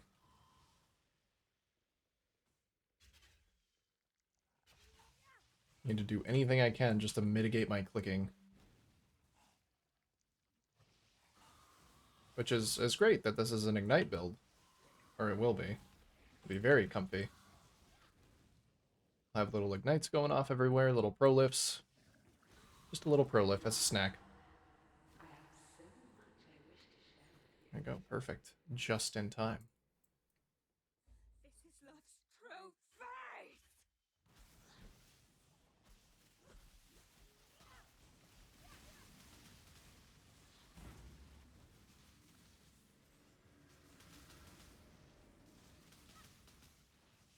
Where'd my orb go? Oh, I'm pressing the wrong button.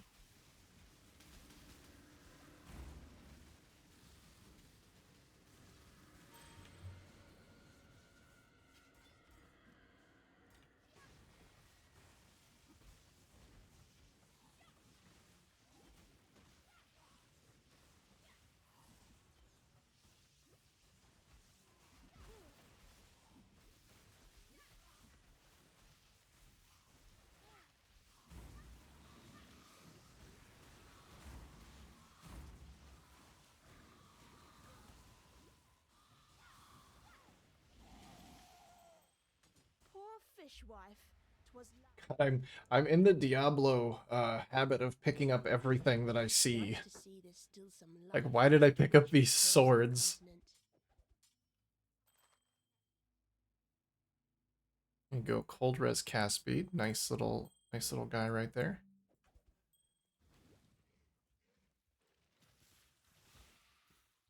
Look at this. Look at how much cast speed I've got. Oh man, smooth build.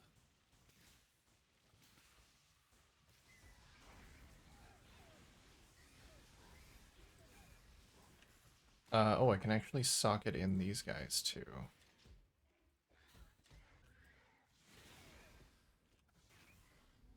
God, I love Arc. Ever since they changed the graphic on Arc, holy dude.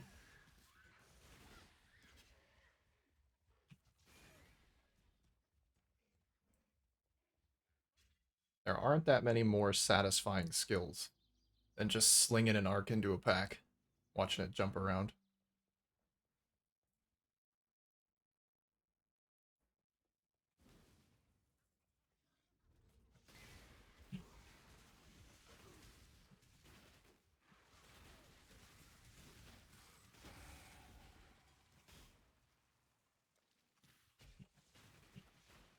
And let's grab... and go grab Elemental Overload. Diablo loot rots your brain. Dude, it has. It has rotted my brain, absolutely.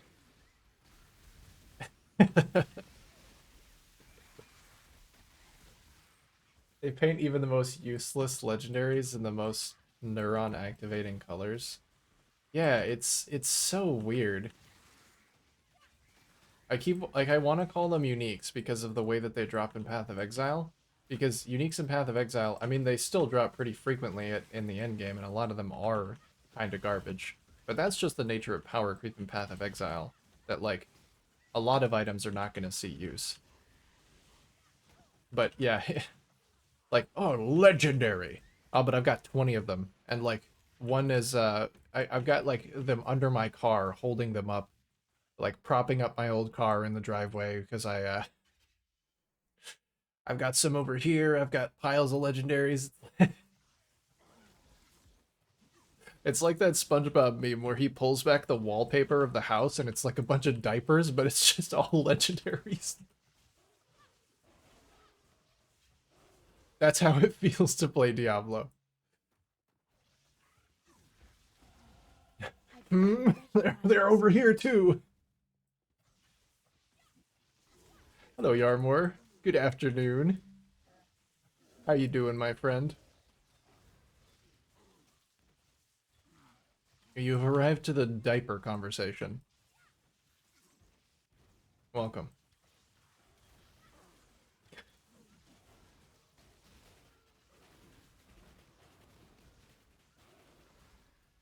No, but like I mean I kind of like it. But of course I do. It's designed to be enjoyed. Like that's man, if they put as much effort into like no, I'm not gonna say it. I had a good time with D4. I'm not gonna like shit on it. It was fun. It is definitely very almond shaking, is what I will say.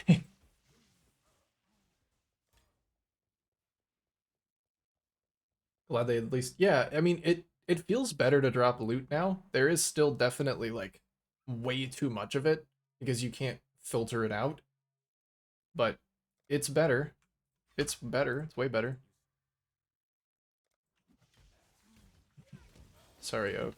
It's time for you to get roasted and toasted. Hey, come over here in this corner for no specific reason.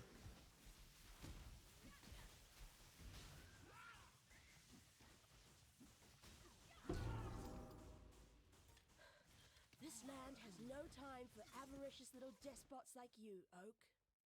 So we're not that grossed out. Well, good. It's okay. There were only 2 mentions of it. It was for educational purposes. I needed to convey. It was the best way that I figured I could convey that.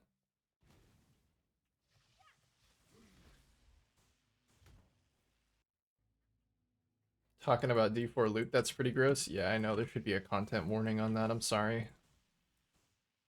Real sorry about that one.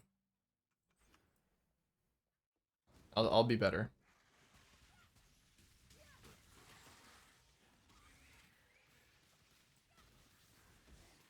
Yeah, D4 loot is absolutely wild. I mean, there's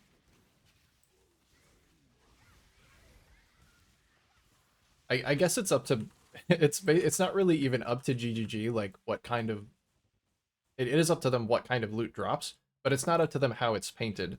It's basically never sync.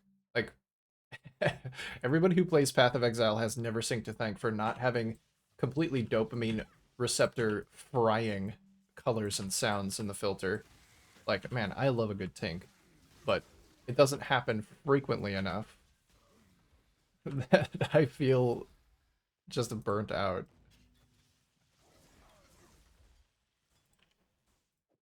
In Diablo, I feel sad when there's a big pile of legendaries that drop.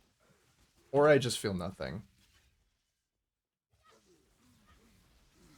Better get started on my apology video? Yeah.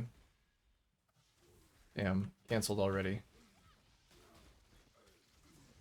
What a shame. Well, it was a good run. Solid start.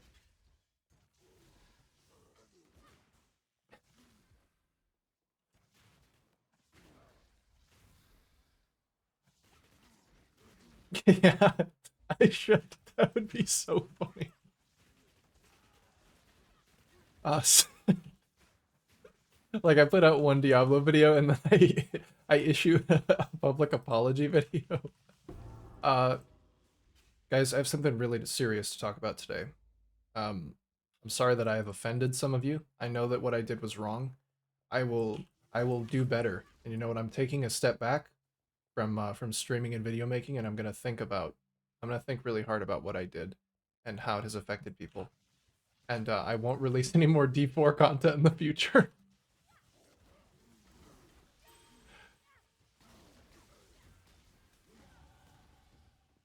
I'm so sorry.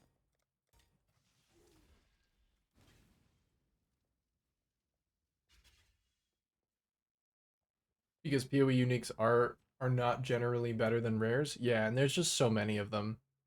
Like if you take uniques in Diablo for a comparison, there's like 10 uniques in the whole game, and dropping them can be cool, but you very rarely drop one and think, "Hey, I could do something with that," because it's probably for a different class. Like there are walls up that would stop you from thinking. I guess you wouldn't drop the class specific ones.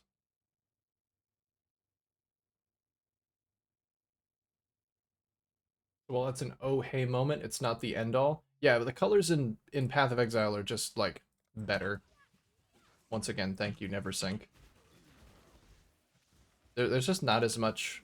There's not as much emphasis on picking up loot off of the ground either.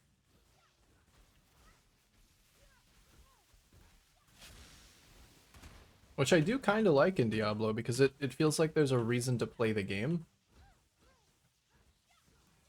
It's not as good as Last Epoch You missed a because it doesn't have the supporting systems, which is why I think it's weird that they limit the amount of tempers that you can get on that you can do on an item. I was thinking about that. The reason it works so well in Last Epoch is because if you don't get what you want with your forging potential, you can just go get another item. It's like very easy to target farm a specific base. In Diablo, you just have to sift through a ridiculous amount of legendaries that may or may not be even worth looking at.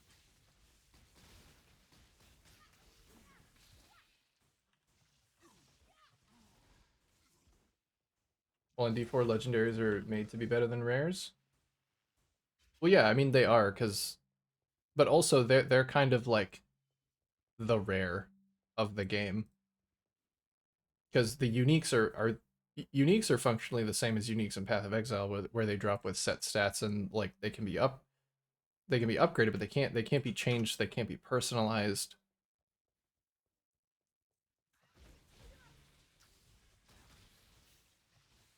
But legendaries are functionally rares.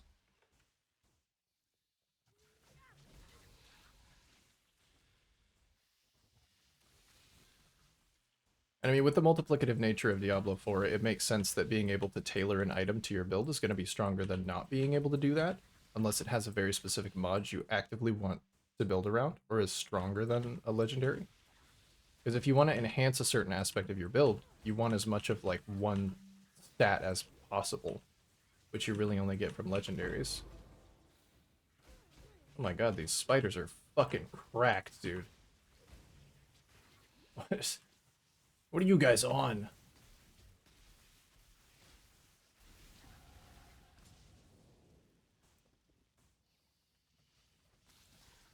It's like I don't think there's a problem with that.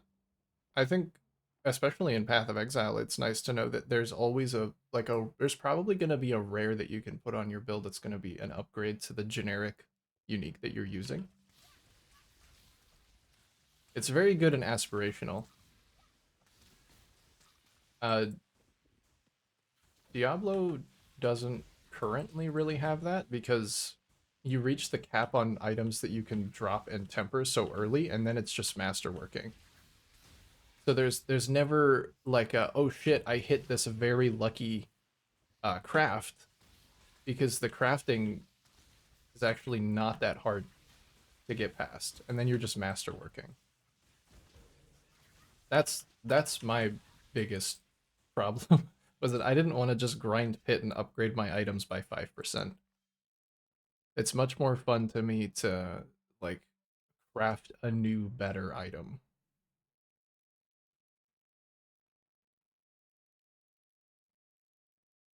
Yeah, PoE is a more freeform build experience, which is very nice because there's so much more potential to every item.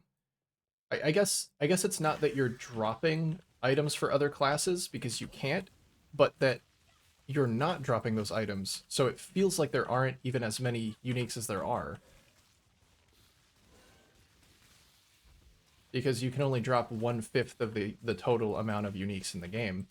You're not seeing like a high variety, but like every when I was playing my Blizzard Sork, every staff that I would drop would be the lightning staff. Like there is only one unique unique staff, and it's for lightning.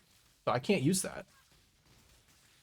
There are probably some other there are other interesting unique weapons, but they're not for me. I can't use them because of the class restrictions. Oh god. I'm getting a little hairy. I might need to get some Pierce, actually. My sparks are falling off because of that.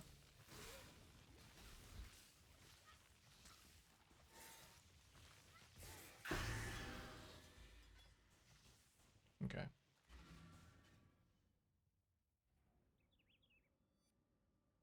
Maybe it's because you can't drop them from the get-go. You have to wait until World Tier 3. The legendaries. The ancestral legendaries. Yeah, like there definitely is a problem with pacing as well in the game. Where it feels like everything before World Tier 4 is just like, why bother? Especially when I've seen people get to World Tier 4 like super early, and then the gear has no level, or has like minimal level restrictions. So all you have to do is get to World Tier 4, start gearing, and you might as well not have wasted any of your time in the previous World Tiers.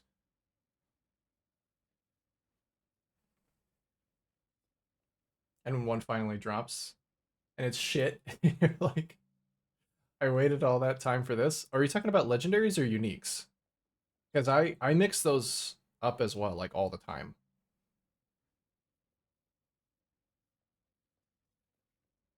I think the uniques definitely could be more interesting. Like there are some interesting uniques, like the one that changes your detonate dead to summon sprinting skeletons that explode. That's cool.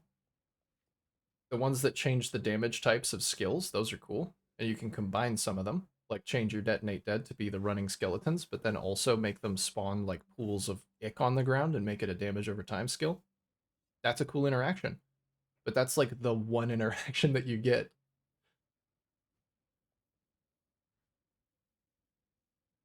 Yeah, legendaries are just rares. That's why I want to make sure that we're talking about legendaries and not uniques, because I also use the term sometimes interchangeably just because of the color grading. I am.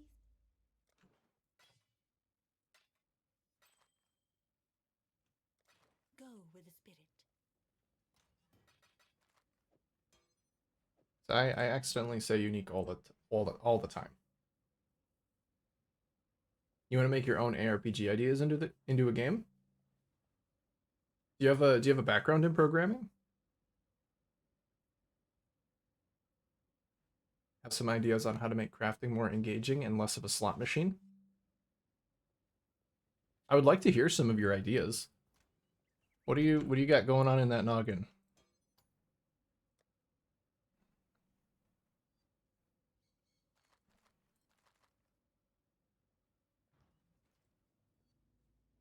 I'm interested.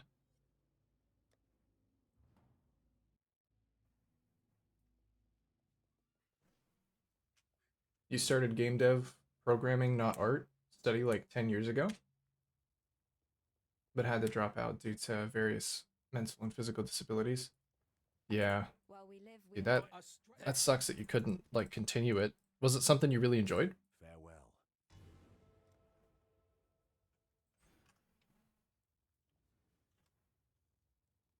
I am almost level 20. I'm gonna buy one of these.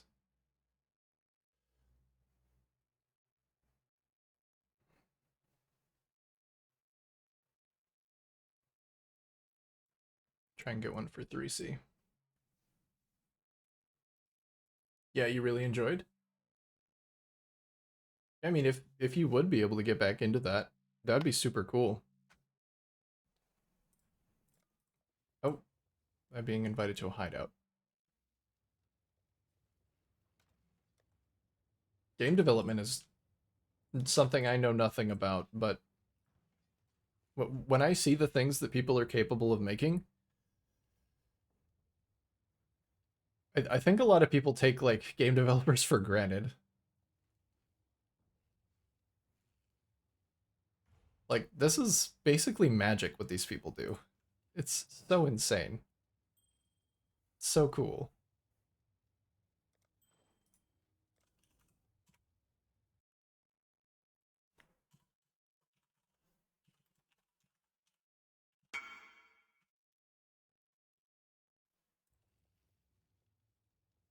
I don't think that I could ever have the patience for something like that though.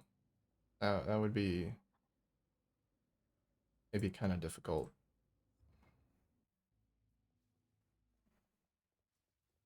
what little help I can. Let me see if I can buy a Pierce.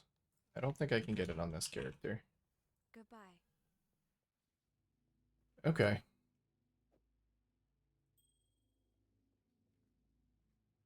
Well, then I won't.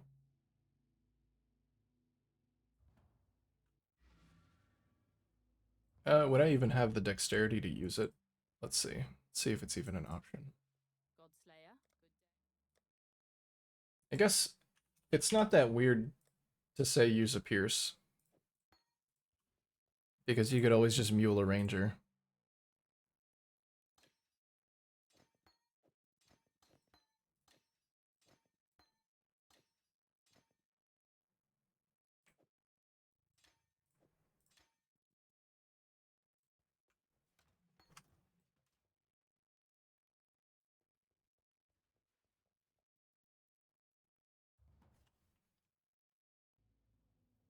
One of the ideas is a system you really like from one of your favorite video games called the Tales series,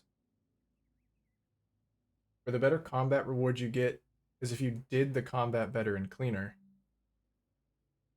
Turn MF away from items and instead towards player skill. MF is a really tough one to solve. I fluctuate on my opinions about it a lot. I feel like magic finds should not be something that you are investing in your gear, but rather something that comes from, I mean, kind of like you're saying.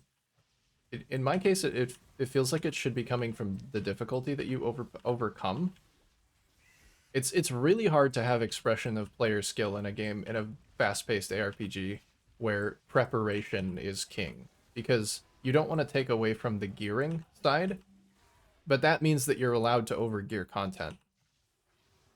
And it also means that you don't need to express skill as a player to do well.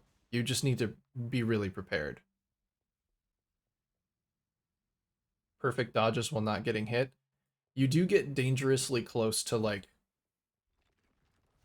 turning it into an action RPG. Like not an action RPG like Path of Exile already is, but like an action RPG like Dark Souls or Elden Ring.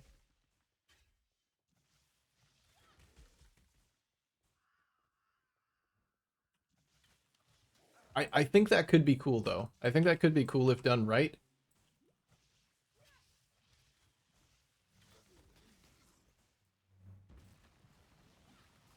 I mean, God knows the same people who want to min-max characters in PoE. There's probably a decent amount of overlap with the people who want to like see the five. Oh, I got 5 stars. I get like 100% efficiency on that boss fight. That was cool.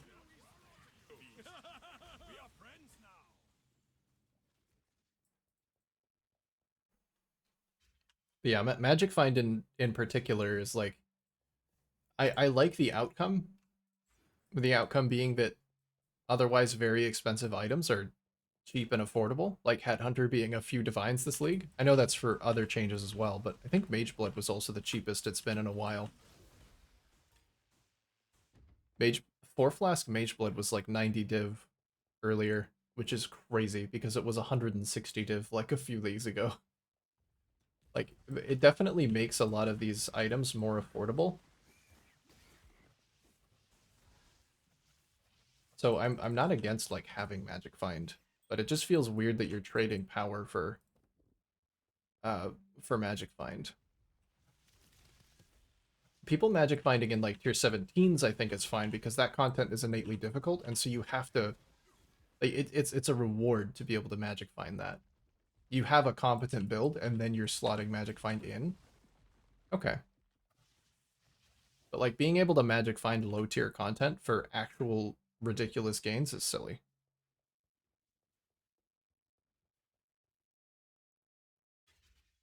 Like in Affliction. If you perfect dodge, you get extra style points. You do the fight within X period, you get extra chance to find better loot. Yeah, I mean, definitely like I mean that's very similar to like the mastery system um that Diablo 4 has with its pit, like if you complete something within the time. But there's really no finesse to that either. It's just like you are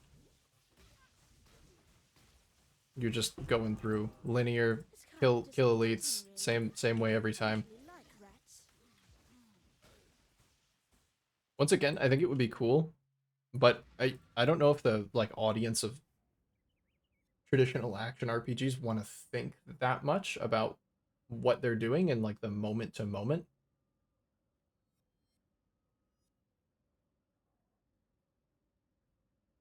If you're better at a fight, you should be rewarded for it, for sure. Yeah, the boss fights at the end game of Path of Exile could really benefit from that right now, I think. You see, I'm so. The end of learning is the Because beginning. getting through and like perfect killing Shaper feels really good, but then you see that he dropped like a pair of 1C boots.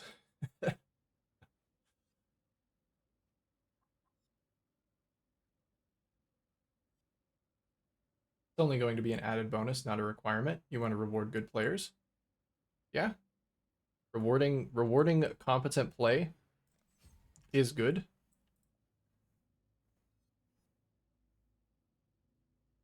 It's an interesting different way to go about it.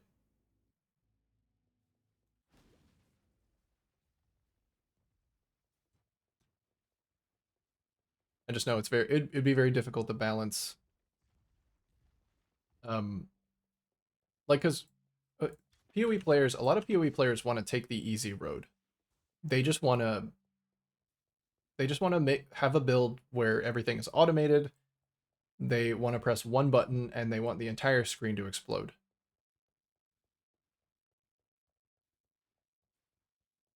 There's definitely an audience for that type of game because Dark Souls is very popular. So you would have an audience.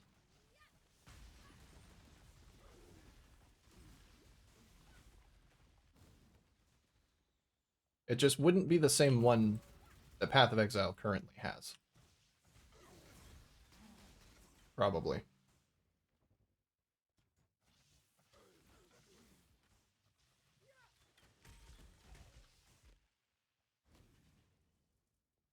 And another thing that's difficult to fight against is like loot being a slot machine sucks, and it might be too much of like an artificial game extender, but it does extend the longevity of the game if you have a little bit of artificial loot scarcity, because otherwise you will just get, you know, The very land learns to you have to have some slot machines, some RNG. You have to be able to fail.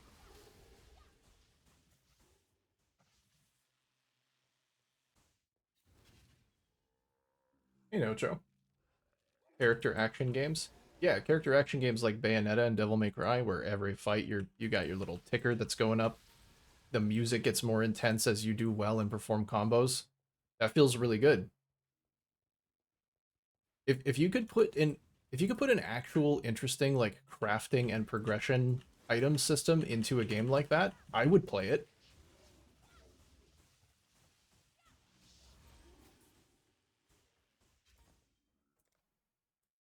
That sounds really cool.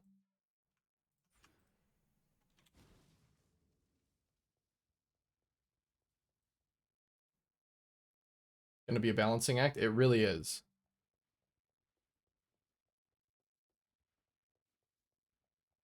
You're right. You could do it. You could do it right. I'm sorry. I know I'm being a detractor.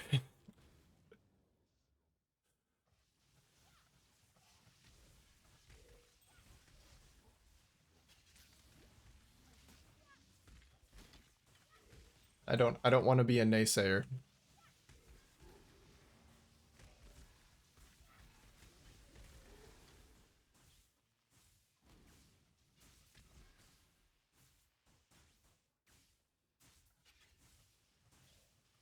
Won't make it so a good player will quit in a fight if in the first 5 seconds if they get hit.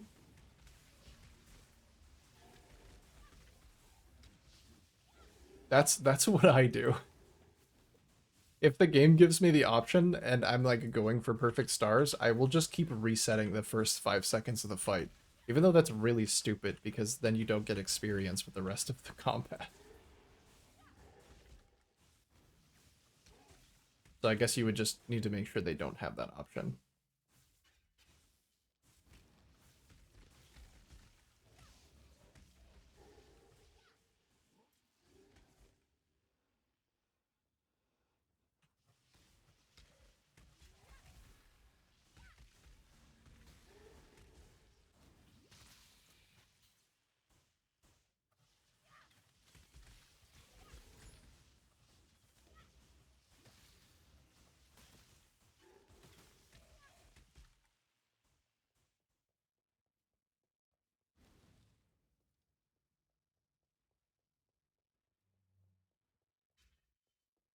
But honestly, you wouldn't have to try very hard to make a loot system that's like more palatable than Path of Exile's current loot system. Because the only time you're ever picking up items off the ground is during the campaign. Where's the guy?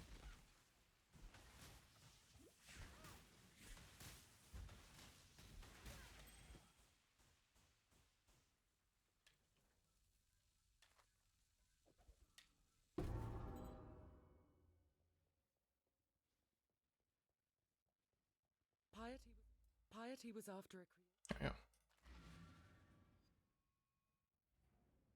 Yo, put my ring on.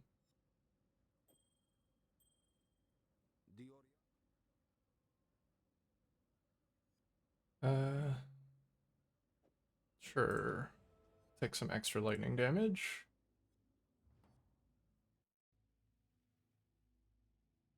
Can still go face in bosses if you don't want to be Mr. Fancy Feet. I think it's fine to have like a reward for the bosses. It might just be a little exhausting if you have every every single combat be like that.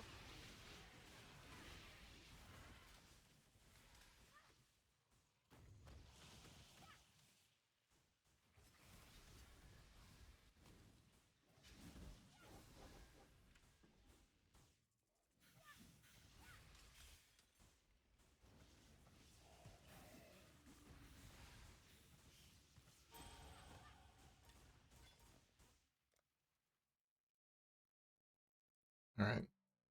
Am I going now? Guess there's not really much else I need. I'll just start pathing this way. Definitely only going to be for major bosses. Yeah, because I mean, it's nice to have a variety of things, and all of your systems for every combat don't have to be homogenized. Like, you could just have bosses be something that rewards you more for some kind of mastery. Other than just personal mastery, because it does still feel good. Like, the first time that I did Shaper without, you know, mashing up any of them balls, you know what that means? Uh, that felt pretty good. But now every time I do it, I'm like, yeah, whatever. I've literally done this 100 times. Why am I even fighting this guy?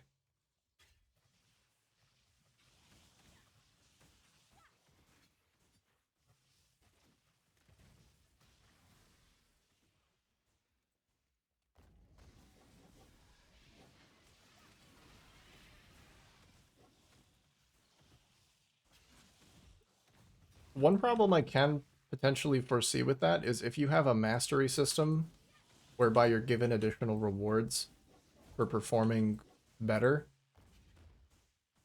If I got like perfect score, whatever kind of metric you're using to measure your mastery on the boss, if I didn't get hit once, How fascinating. if I killed him pretty quickly, perfect, like perfect fight, and I still get nothing, it's gonna feel like shit.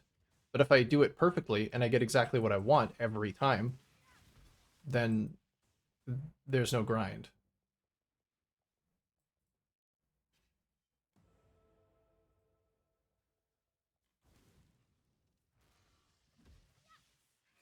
So it's gonna feel worse to drop nothing, and dropping what you want is gonna feel great in the short term. But I mean, just once again, maybe it falls into a different category. Maybe it's not. Maybe it's not for Path of Exile players anymore.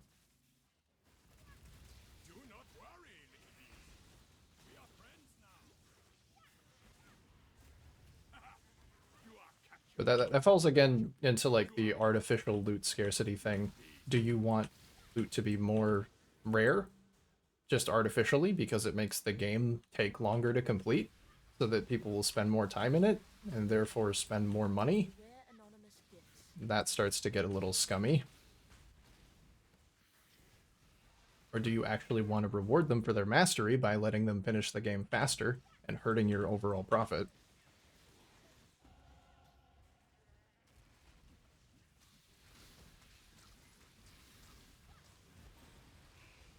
Oh yeah, PoE smart loot would be fantastic.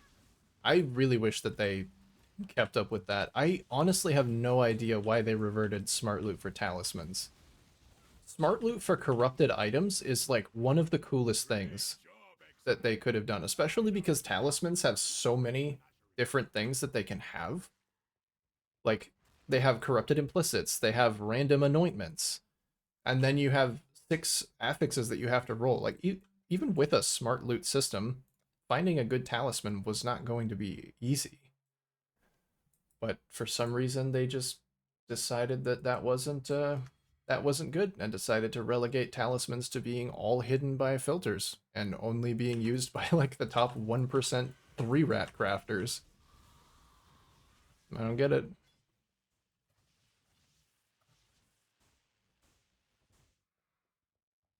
Have a few more percent chance to find better loot if you don't pop any of the balls. Yeah, just give extra magic find based on competency instead of having it come from gear. I can get behind that. Okay, when you put it that way, because I guess right now, like if you roll your maps pretty heavy, you'll probably end up finding more loot, but you're still not guaranteed anything, and it still doesn't feel bad. So if you just replace Magic Find altogether with like a competency check in bosses and difficulty check in maps, pretty good.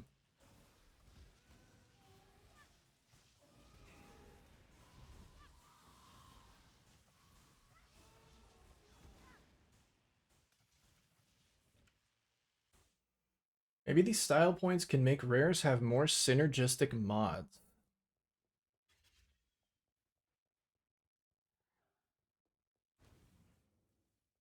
I mean, you could tag the mods as synergistic with each other, but what somebody considers synergistic might not be what someone else considers synergistic.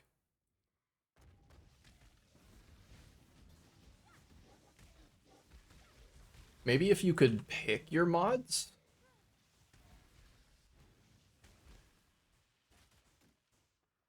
Maybe like a Necropolis on a smaller scale where you do like a more like boss is more likely to drop X and boss is more likely to drop Y. And then based on how well you perform the fight, you fill up a little bar.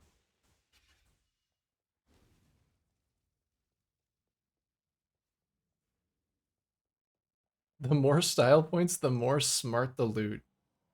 Yeah.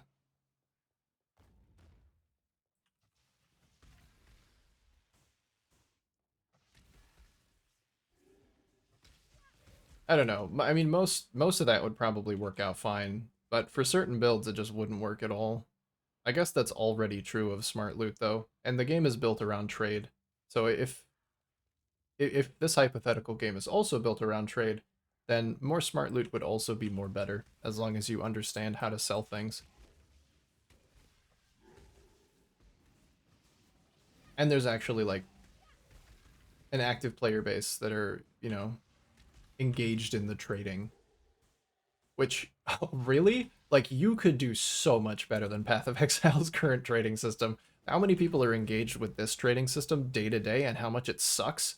All you have to do is make, like, a frictionless trading. And don't make your trading intentionally painful, and you will have, like, actual people who want to trade.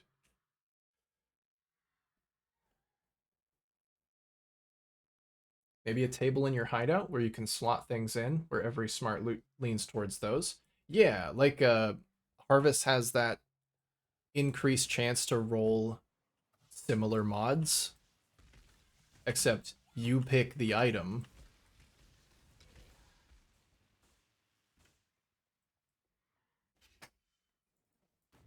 That's yeah, I mean that's getting a lot closer to like just the last epoch system of you have your little lenses that you socket in that give you a higher percent chance to roll prophecies for this type of item.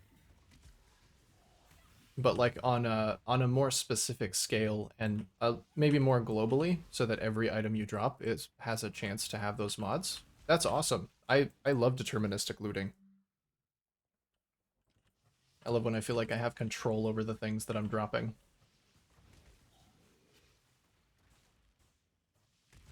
Yeah, yeah. Some kind of beacon. Maybe there's a currency type you can drop that gives you like, I mean, very similar to corpses, but maybe not as filthy. And maybe don't take up 2 slots of my inventory and only give me 64 spaces to store them, GGG. Anyway. Yeah, you can like socket them into this beacon and they give you global drop chance changes, whatever. And then based on how well you do the content or what type of difficult content you're doing, you get more of that effect.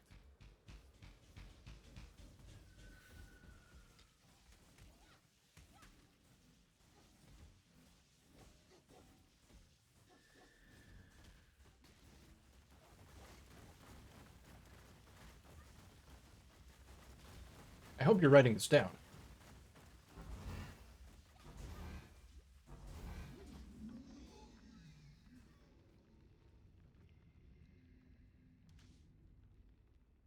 Want your smart loot to lean towards physical damage but have no fire at all? Yeah.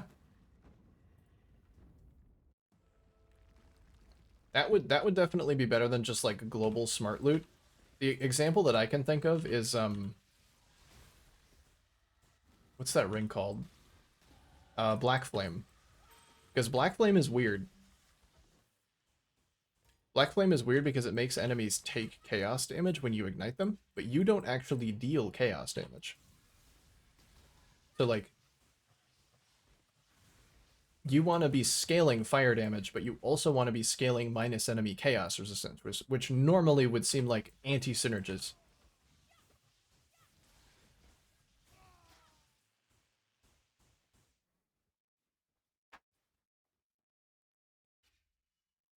What if the less geared you are also plays into that? I don't mean. Like a catch-up system? That it seems like it might go against like the mastery system.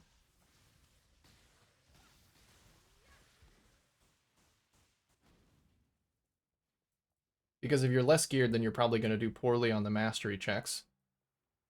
As long as you're able to control the level of content that you're doing, I don't think that will be necessary. Because if you're doing the appropriate level of content where you can actually succeed the mastery checks, then you don't need to worry about how geared you are. You only need to worry about if you know what the correct level of content is.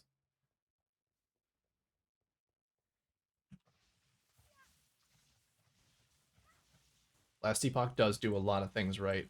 I absolutely love Last Epoch. I love that loot system.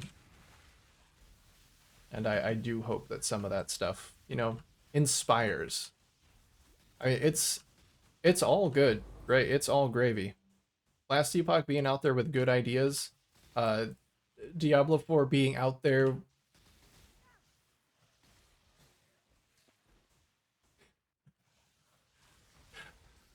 It's good competition.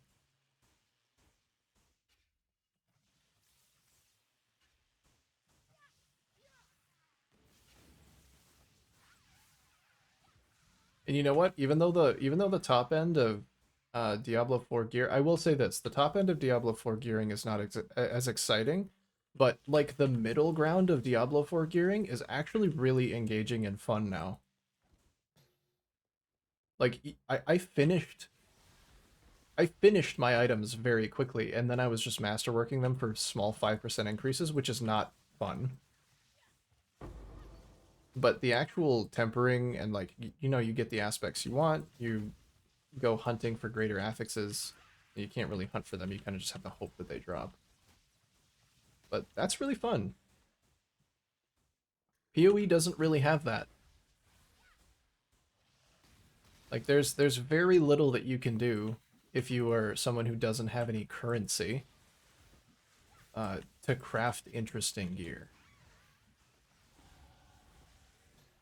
And that might just be a game philosophy difference. Like PoE wants you to fail and gives you all of the tools to succeed, but expects you to fail.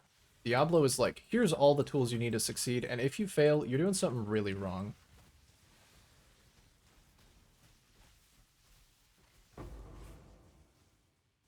You don't want to force people to go into a fight unprepared. Yeah, with like the less geared thing. Well, you can also just push that needle the other way. Don't force people to go into a fight unprepared. Instead of like having the less geared or more geared you are affect it, just give them more options for scaling difficulty, and then let them choose their own difficulty. Because going into a more difficult fight is effectively the same thing as going into a fight less geared. Except you don't have to like finagle what you're wearing. You can actually continue to feel your character's power grow.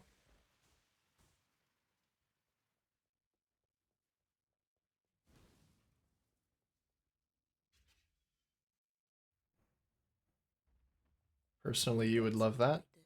Yeah, I mean, there are people who would love that. That's it's the reason why people do naked Calamity Club runs in Dark Souls 1s, because there's definitely a market for people like intentionally gimping themselves, but let that be a personal challenge because people do enough of that anyway. You shouldn't be rewarded for that. Like Path of Exile's game mode opting philosophy I think is really good because the base game is balanced around trade, and then you can go play solo self-found and hardcore and ruthless if you really want to. And you don't get any bonuses from that aside from like a trophy that you can put in your hideout, which sure, cosmetics, great. But like loot rewards for opting into optional like league-wide content like that is really weird. Let let me opt into difficulty like non-meta difficulty modifiers. Like don't disable my gear or like hinder my gear acquisition. Because that's the fun part of the game. Those should always be optional and shouldn't offer any sort of rewards. There she is, my work in progress. Let's see if Rayclast has been good to you. Giving a player the, yeah, like if you have blue gear, but also they're like, I mean there's items in PoE that give you benefits for having blue gear equipped, right? Like Adorned, or like I think it's Viridi's Veil gives you like immunity to crit if you have a blue ring equipped, and like damage from enemies hitting you is unlucky if you have another piece of blue gear. That's like towing the line, but those are interesting things because then it forces you to make interesting gear choices, but it's also totally optional. And there are plenty of other items that you can use instead.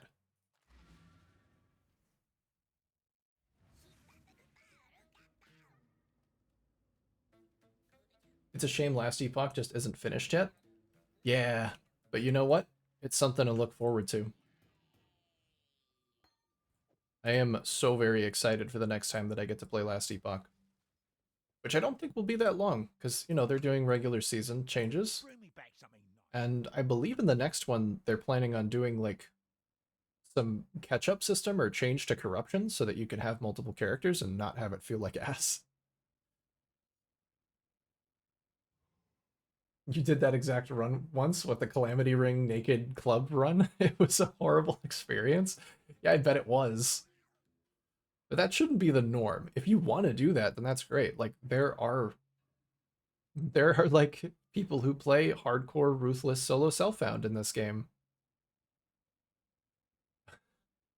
People who play ruthless solo self-found, Yarmore. I'm looking at you.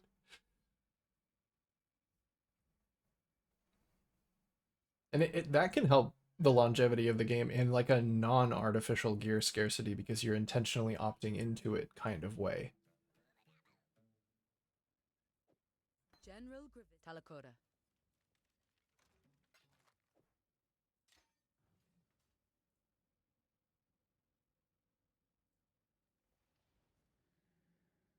No gear boss fights will happen.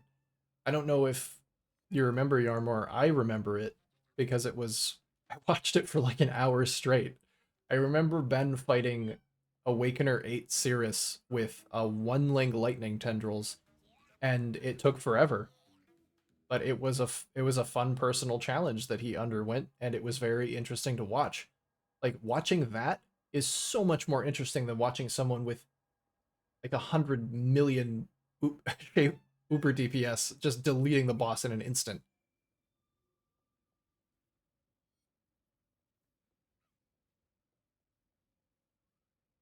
Stacking all those 5% increases just to try and farm for Uber uniques that are all generic, all class items. The 5% like masterwork increases. Yeah. I didn't really like that part of the game. That's definitely where I burn out, is where I start getting like, hey, 5%, 5%, 5%. Be careful. It just feels like a really boring way to do player power additions.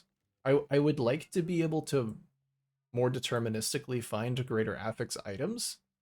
Like, even if it contributes to power creep, because clearly greater affixes have contributed to power creep, because you can get double the affixes that you normally could at the top end. But like, let me find some more interesting items. Don't. And I'm a fan of sticking with your items and like investing into them, but 5%, 5%, 5%. Oh, my 25% hit life regen. Oh, time to scrap and start again. That's not fun. That's really not fun.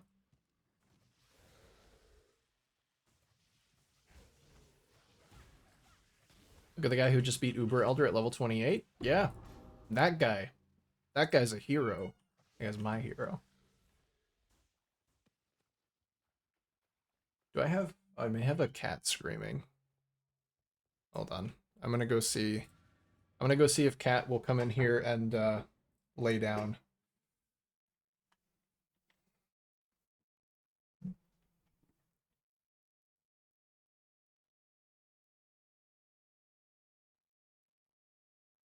Baru started his Naked Club level 1 run in Elden Ring. Godspeed. Okay, I'm gonna go get Cat.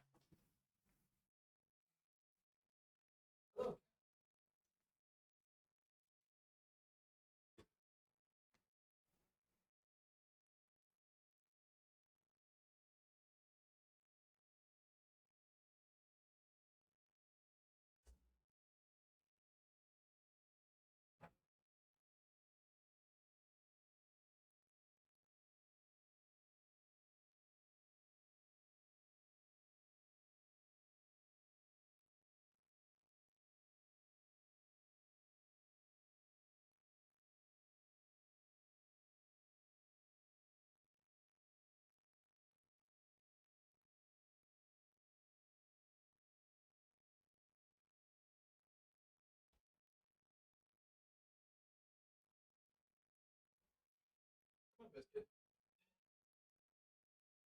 Come on, buddy. You wanna come hang out?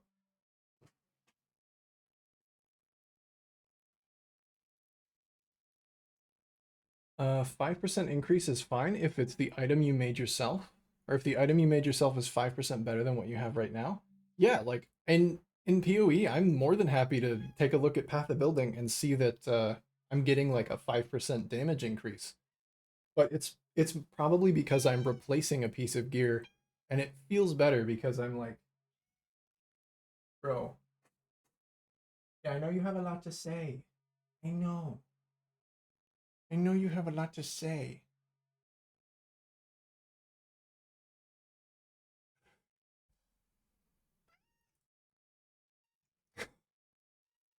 You're out of frame, bud.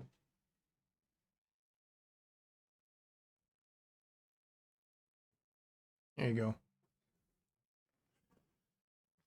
Yeah, it feels like you've made a more efficient gearing choice when you get like a 5% upgrade by replacing a piece of gear. But a 5% increase on a piece of gear that you're just like upgrading over time does not feel very good. Oh, good. He is laying down. Perfect.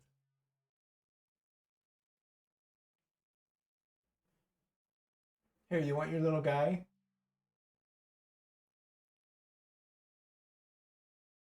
There you go. Get your stuffy.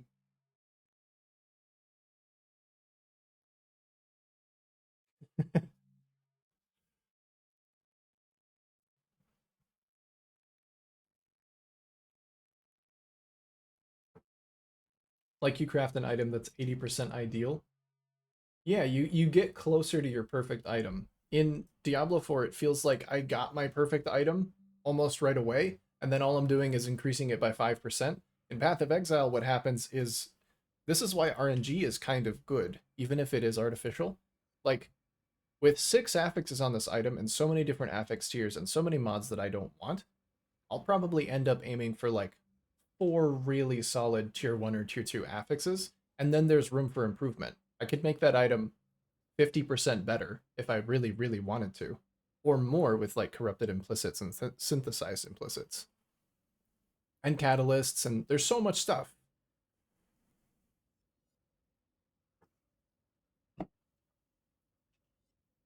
And it could be that Diablo 4 is just still too new. There's, a decade of compounding power in Path of Exile that they don't have yet.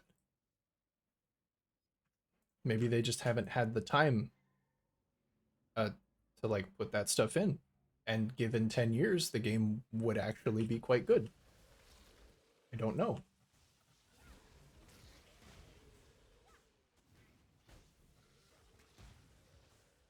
Meow, yes, cat. Cat has arrived. I'm so glad that he's just laying down. Half the time when I let him in here, he lays down and is good. Oh, there he goes. And the other half of the time, he tries to climb into places he shouldn't be and chew through all of my power cables. That's just typical cat behavior, but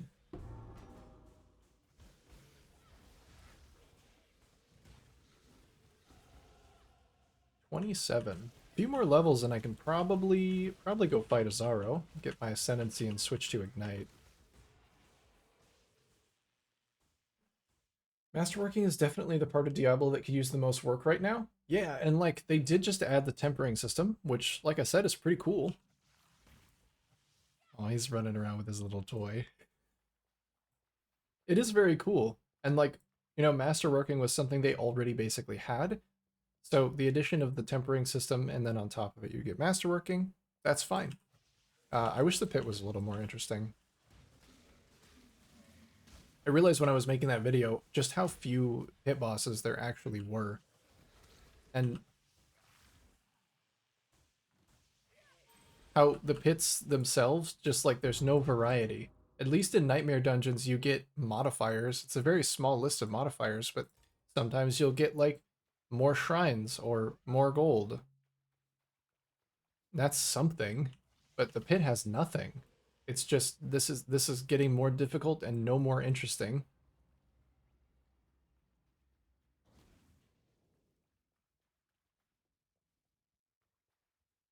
Spending all of your time grinding mats, then getting the wrong roll on 25%. You have to spend the GDP of a small country to reset and try again. True. The Yeah, very, very true. I just feel like the pit being exclusive with other content is wrong. I know, like, I was talking about how I really like deterministically being able to farm stuff, and there are certain pieces of Path of Exile content like that, you know, where you're doing the content to farm one thing. But those pieces of content are, like, interesting. Bro, what? Can you come lay down? What if I gave you a nice comfy spot on my lap to lay? What about that? What about that?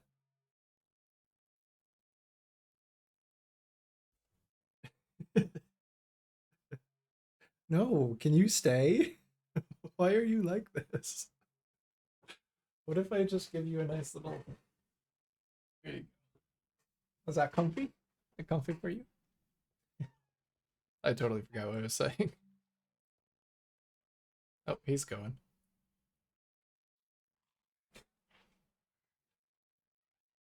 Tinkering with an item, no matter how small the percent power increase, is a lot more fun when you have stop and think and look at your item for a bit. Yeah. Yeah, when you have to think about it. What I love about PoE item upgrading is I'm thinking like, hey, I'm missing some power on this item. What could I do to make it better? Not just mindlessly grinding away, chipping away at it.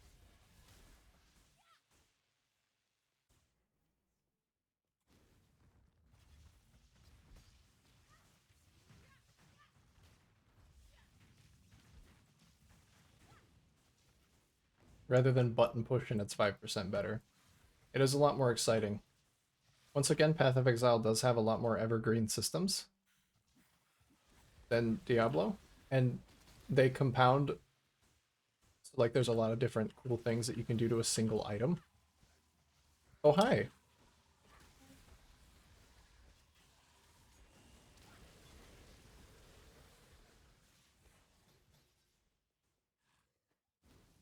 So I'll give him that. I'll give him some more time. They added some cool systems. Cat. It was being very cute when I came in. He was being a menace before that. Yeah, but look at him. He was menacing me, and then you show up and he gets all cute. He's a good kitty. He is a good kitty most of the time.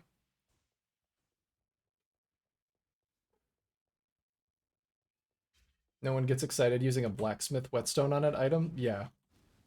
Yeah, that's just like what you do. But that doesn't mean that it shouldn't be a part of the crafting process. It just shouldn't be the only thing.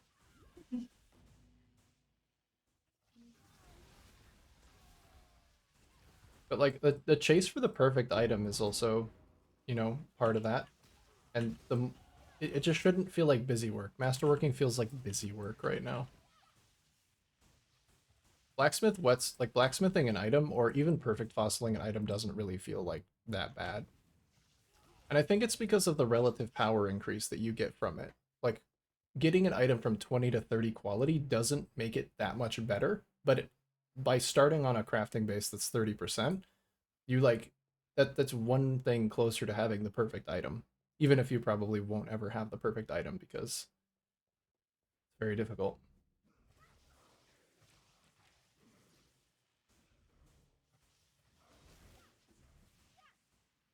They should make pit resources drop from other content. They should just remove the pit. The pit's not really fun. It does. It sucks because, you know, why are you grinding that gear up? Like the only thing you're doing that for is so that you can more efficiently farm bosses. But what if you don't want to do boss content? What if you want to do overworld content? You've reached the power cap. You've essentially reached the power cap without doing any pit. You can already do all of the overworld content that you want. So then there's no reason to do the pit. Like I had all my gear masterwork to 4, and I felt like I didn't need any more.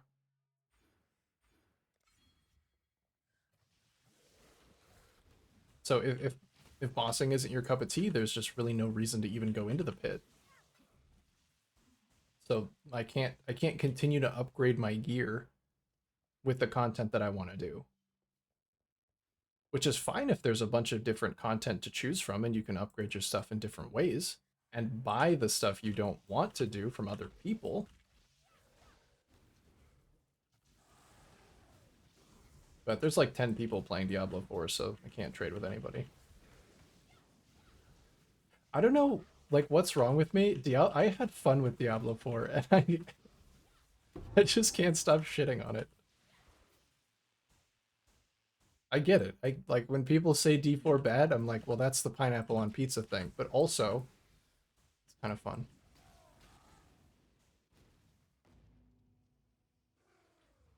It's kind of fun.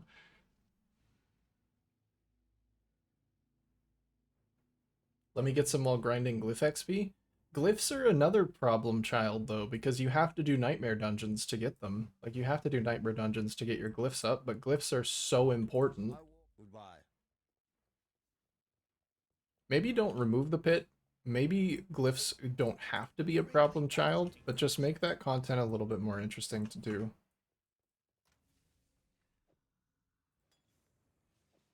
Like I shouldn't feel like I shouldn't feel like I'm doing chores.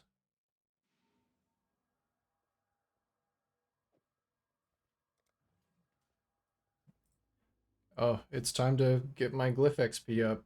Yep, I gotta get 5 of my glyphs to level 15. It could just be that the game needs like more endgame content to do as well, because why bother upgrading your gear if it's not going to help you do anything more like efficiently?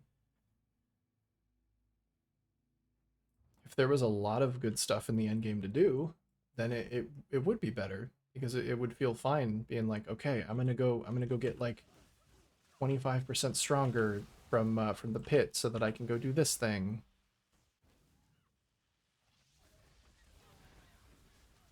But there's actually not. You're just getting stronger from the pit so that you can do more pit.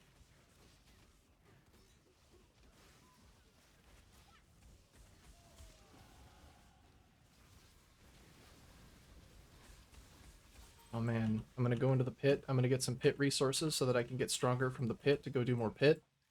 It's like, what the fuck are you? What even is this game?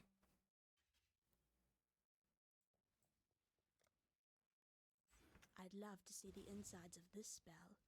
I can't abide housework.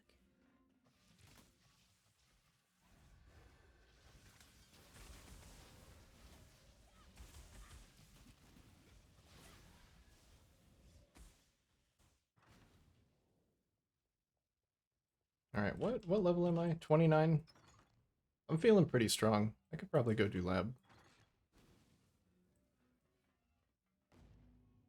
Let me take a little break here, and then I'll come back and do lab, and then I'll switch to ignite. See y'all in a minute.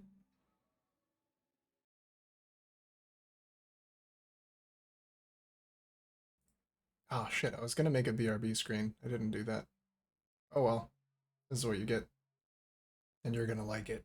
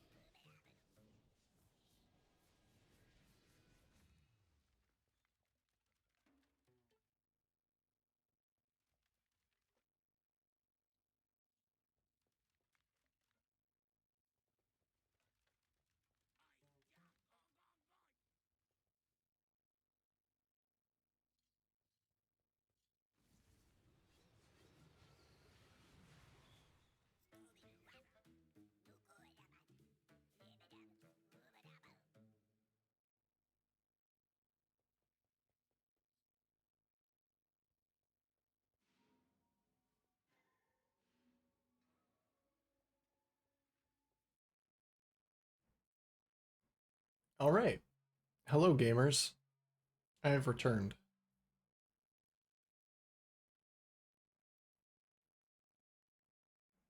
Let me dive back in. Uh, see what I missed. Love the concept of the pit. Things like that should be the end game. Like you don't get any stronger by doing it, and it all comes down to skill. And put a leaderboard or something. I like the idea of leaderboards, but I also like the idea of gear still progressing, and the fact that it has some kind of progression tied to it is good. I just wish the progression were more interesting. I mean, it is a game about acquiring loot, so you should be acquiring loot while doing it. I don't think there's anything that you should do in an action RPG that doesn't reward you in some way, like a core system, not an optional challenge, but a core system that doesn't reward you in any way would just be a total flop.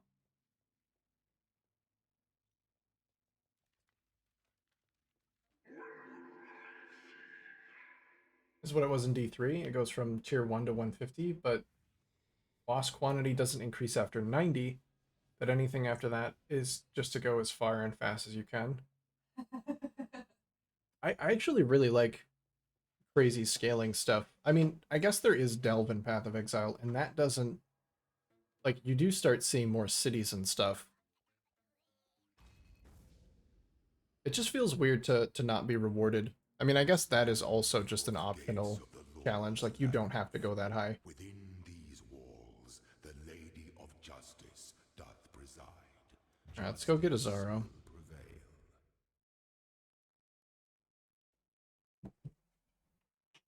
Are you laying? Are you being a good boy?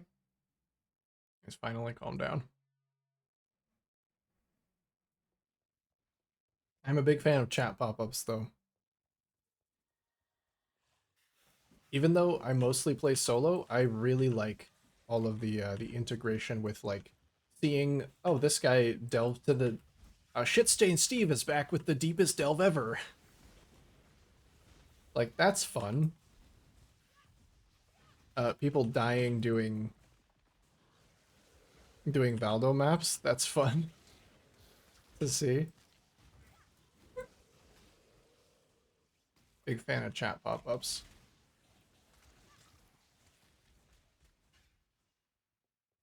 Although seeing people 6 hours into the league downing steering Exarch is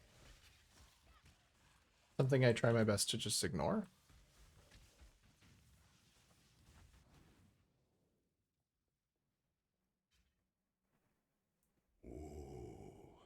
The weary traveler draws close to the ends that slumber should never be awoken. It's not the best arena for Spark. Make it work though. Violence is My base damage is high enough that I don't really have to bounce.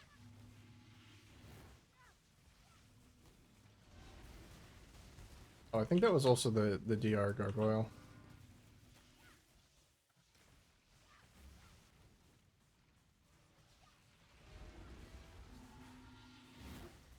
Should actually take the gargoyles out. I don't want to make the final fight any more difficult. I am already under-leveled and probably under-geared. You were boiled, must be avenged. Okay. Pity the emperor who sits alone on his throne. That's good shit.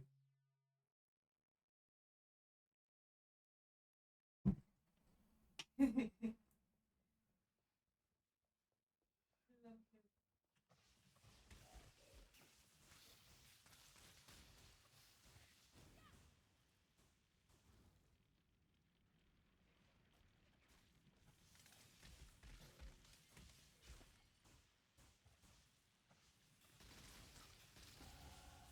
no longer need fear. Destiny has seen to that.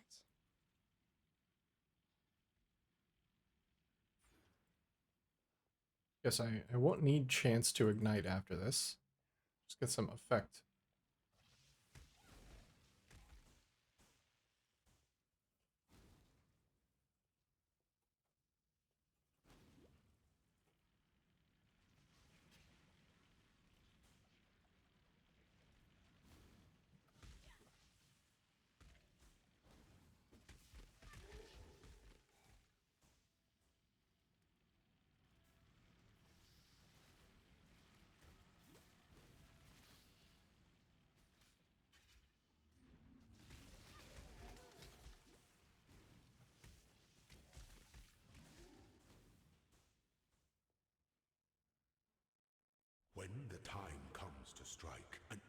strikes without hesitation. Slow to entertain strength to one's enemy.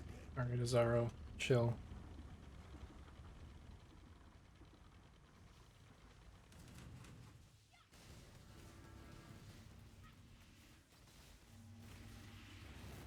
Whoa. Why did he attack over there? This man has precognition.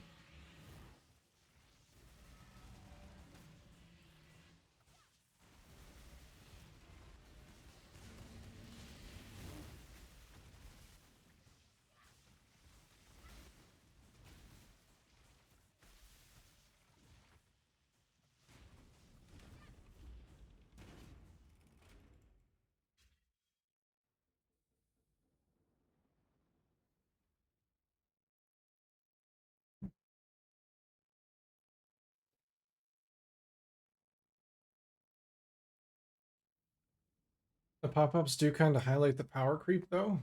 Last time I played, I was beating my all-time wizard times by like 2 minutes. Yeah, I guess you kind of just have to take them per season.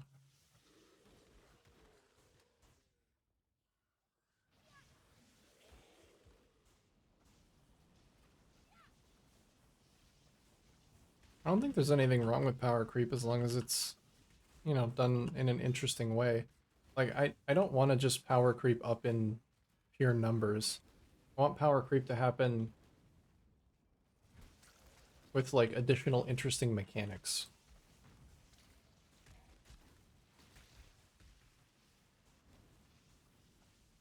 Like, crafting leagues making items that were already in the game just easier to acquire is a good type of power creep because it lets you it's not just, oh, I'm 5% more powerful arbitrarily because my stats are 5% higher. It's there is an item that I've been trying to make for like leagues and leagues and I finally can.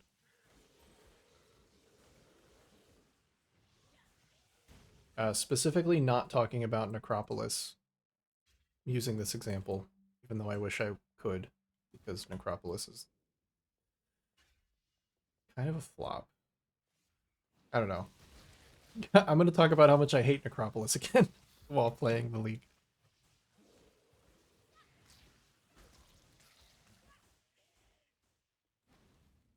No, I'm not going to do that again. I've done that enough.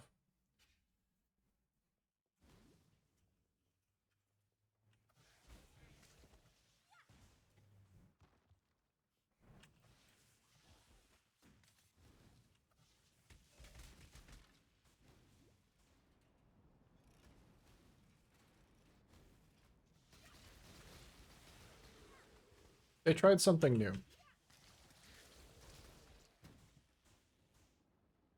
And good for them.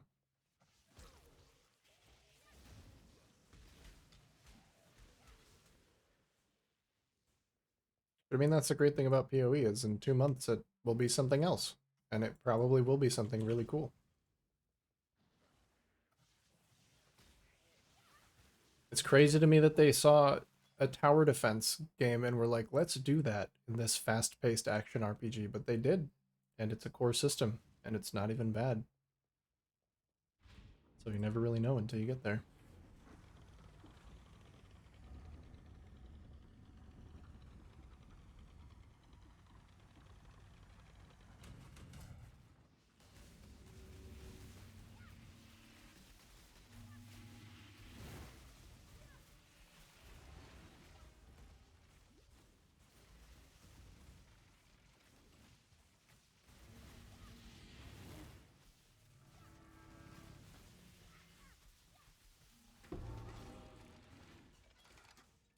Give me my ascendancy.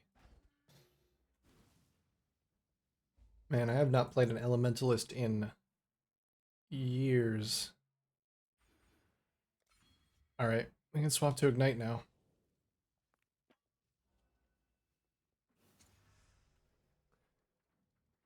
Maybe I should get a Vol Arc. That sounds fun.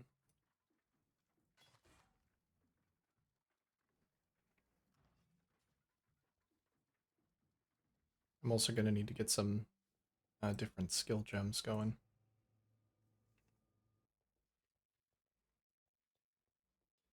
Was D4 any easier on your poor fingers than PoE? Maybe. I don't know. I guess I was still probably clicking the same amount. Uh, no. I don't think so. And it could come down to poor key binding, but like not being able to use my right mouse button for anything would feel bad. And just the maybe if I played a different build too, because both of the builds that I played still had a pretty heavy like builder spender kind of thing going on, where I had to use my basic skill. Probably not. Like I'm right clicking more aggressively in PoE because that's what my usual main damage skill is. I'm trying to move away from that and use like my main skills on W or E, and then right click for a buff that maybe I only need to put up every once in a while. 'Cause I got enough clicking to do otherwise.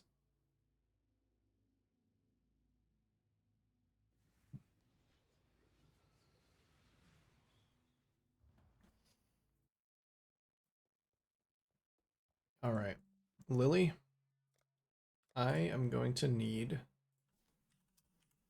combustion. No, that's chance to ignite. I actually don't need that.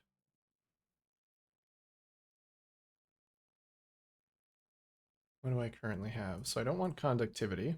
I actually want flammability. I never ended up using Stormbrand. I don't really need it.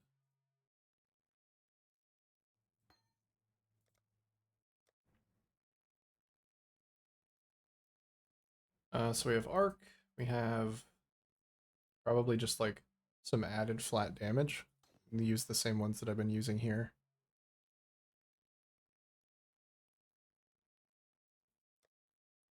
Can actually use an added cold. I'll put these in my stash.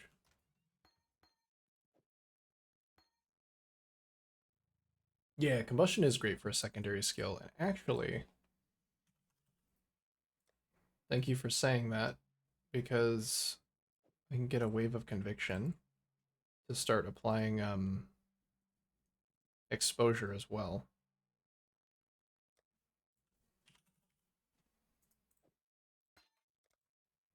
And then what do I think I want? Is it fizz gained as extra fire to make sure I trigger the fire exposure? Oh, dude, wave of conviction. Honestly, I could just do a wave of conviction ignite build. I love wave of conviction. It's such a good ability. I should probably upgrade my wands too. Let me go see about getting some slightly better wands.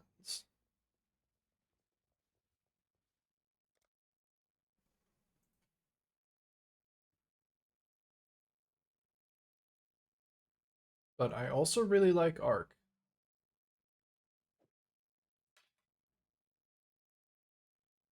Oh, I'm gonna need the links. It's okay. I can link this one up with a fusing or two. There we go. Oh, actually, those were the colors I wanted. Yeah. Yeah. You know what? Blacksmith whetstone it. Why not? I have lightning damage to spells. Here we go. Wave of conviction, combustion, added fire. Flammability right there.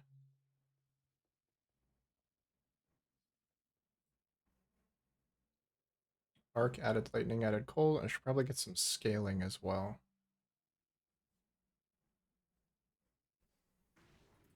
Well, if you ever need a slower pace break from PoE, always have Satisfactory or that survival crafter you've been wanting to play.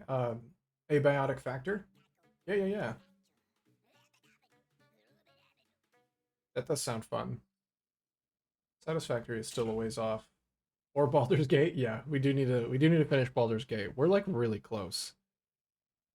maybe like 3 or 4 sessions. I feel like we could knock it out. Should be getting enough fire damage to not proc lightning exposure. I wonder if I am. Mm, I don't know about that one. I have a lot of added lightning. I just added lightning to spells. You know what? I should be able to put arc on right click actually because it's just kind of a tap and forget sort of skill.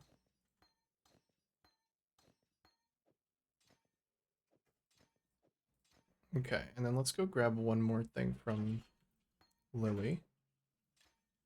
Got my curse. Arcane Surge on Flame Dash would be nice.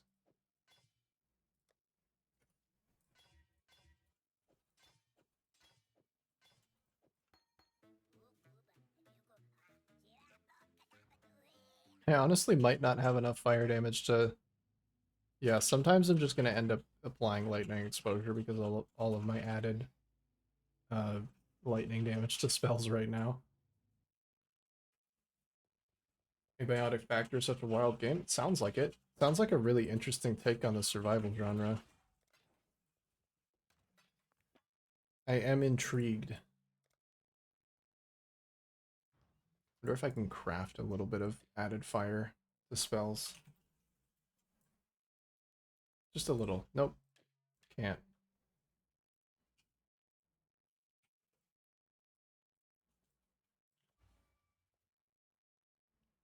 Oh yeah, and I have Herald of Thunder as well. That's not gonna help. Wonder if I can run Herald of Ash. Or just straight up Anger. That's actually not that much.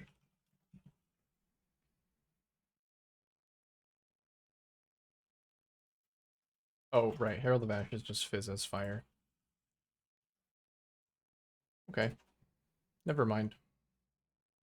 I don't need it.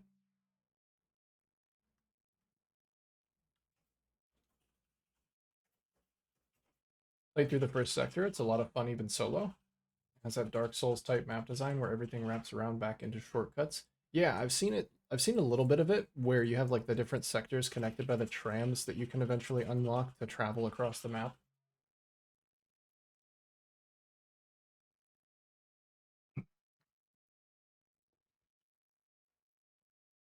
Right. I need one more little gem.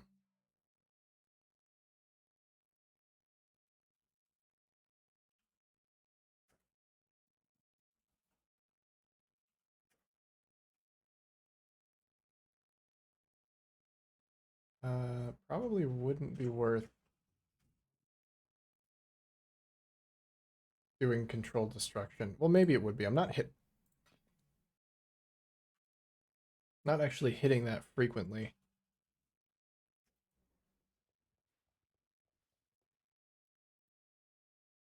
Okay. Let's go.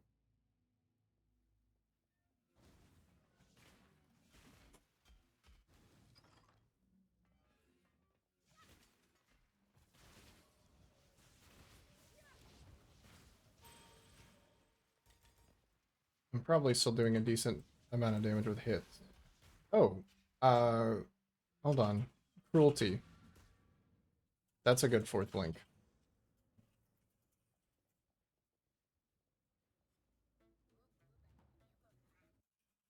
Imagine the Satisfactory update won't be towards the end of the year. Yeah, I think they're taking their time. But that's good.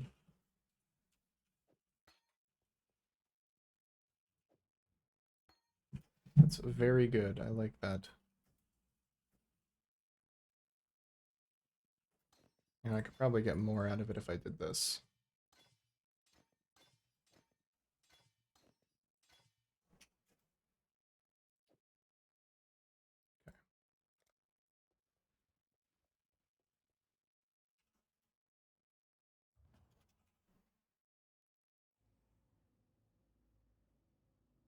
Zenless Zone Zero soon?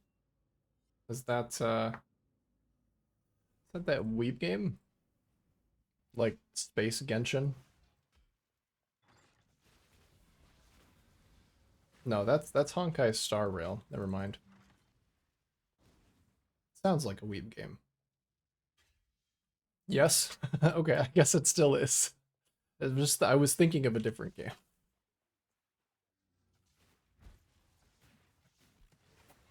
There we go. Yeah, maxed out cruelty. That's great. Dawn Trail soon? Oh yeah, Final Fantasy 14 expansion. Note, are you excited to break out your fishing rod? Catch all the new fish?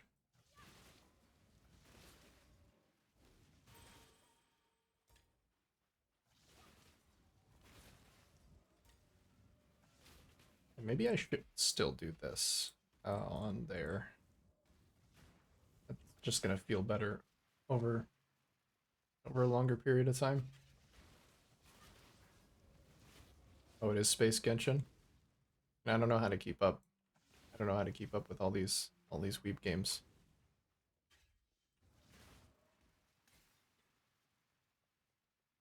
You need a level? Oh, you lost your old character? Dang. You need to re-level all the way up. Man, and Final Fantasy 14 has that thing going on where you kind of just like play one character and level them up, doesn't it? No, I need those stats. If you lost like your one character that you've invested a bunch of time into, that would feel really bad.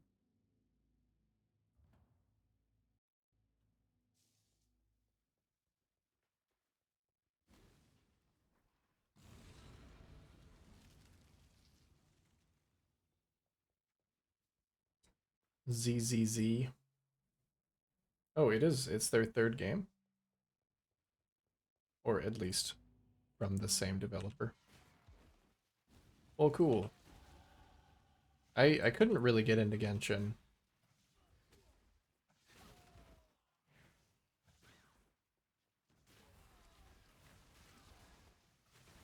But maybe Space Genshin. Hmm.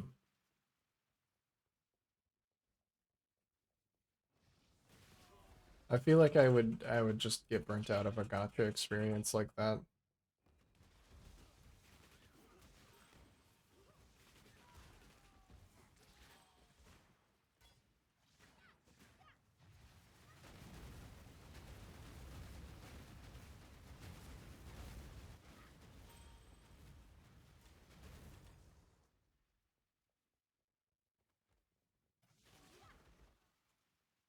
Genshin and ZZZ will be more action combat exploration open worldy. Oh, Honkai's turn-based. Yeah, I definitely wouldn't enjoy that one. I do like the open world exploration aspect of Genshin.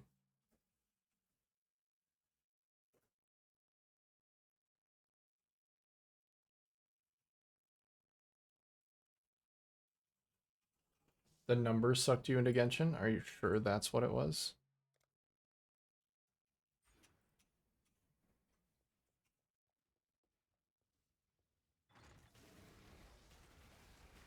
Or was it the promise of being able to unload your entire bank account?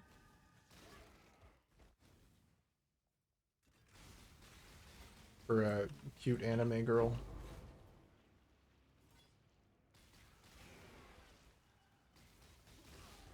Such a phenomenal game. I wish it felt good to play. It doesn't feel good to play for me. I was kind of turned off like right away.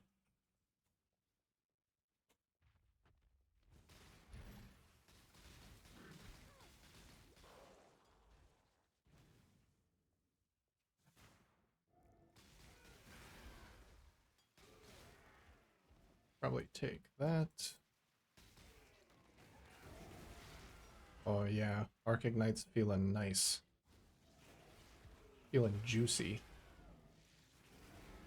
I think I will need to trade the barracks for actual Ignite Prolift later though, because if an enemy is slightly out of range and they walk in range, they don't get ignited.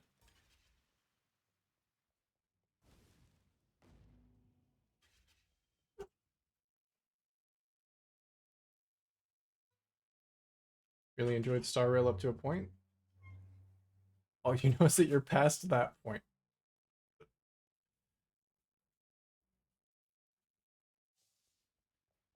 Are they really that good? Quests in Genshin? I wouldn't expect that. I would expect the game to be just good enough to keep you playing and buying.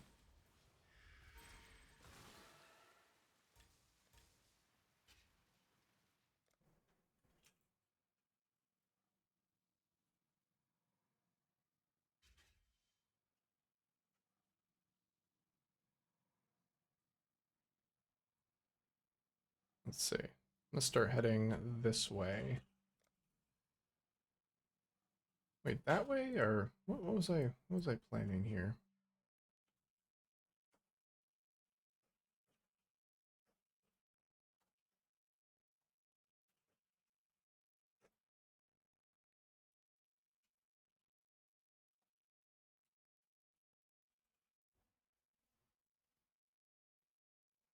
Yeah, let's go down to more life.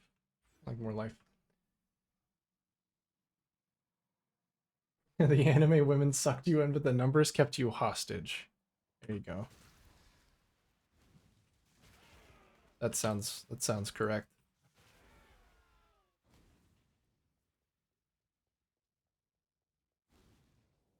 So I can't imagine that the anime waifus are the only reason that most people play, right? Like how is that a perpetual form of content?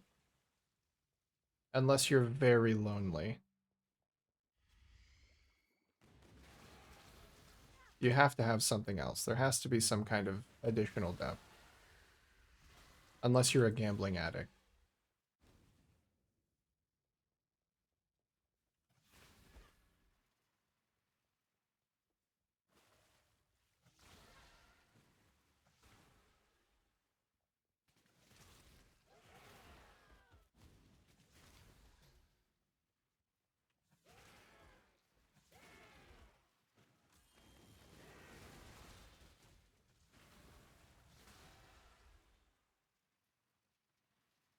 I think it feels amazing to play, but then again, you're endgame with max level characters. I'm just a snob. There are certain things that if a game doesn't have, I'm just immediately turned away. I think I had some trouble with like not being able to bind the keys that I want, which is like an immediate red flag for me.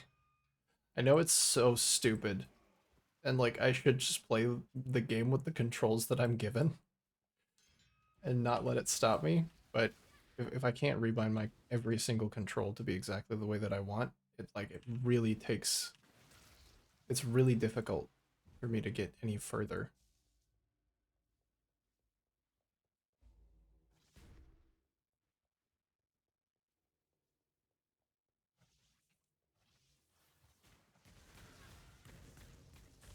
It feels like such a nothing complaint.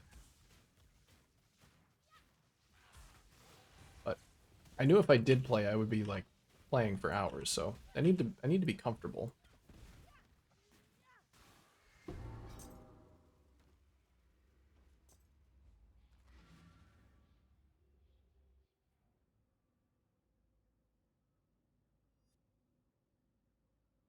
First region is very cliche standard world building. I didn't even mind that. Like the graphics were beautiful.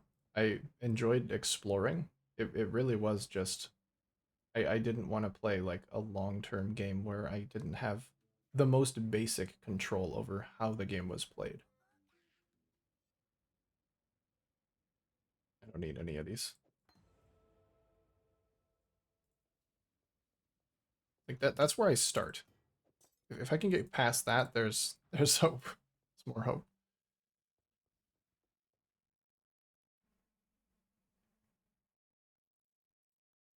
Region 4 shakes the foundations.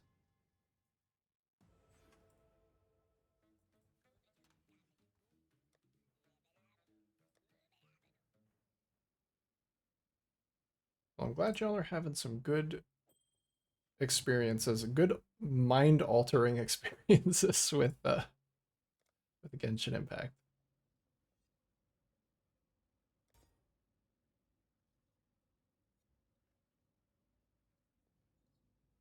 The Genshin devs are really good at giving you just enough free shit to keep you playing. They've really dialed it in, along with having some of the best rolls per dollar rate among gachas. That sounds like a. It sounds like you're being held hostage, and but the person who's holding you hostage is kind of handsome, and like brings you cookies every now and again. You sounds like you have Stockholm syndrome. I get what you mean because I think the same thing about Path of Exile's loot boxes.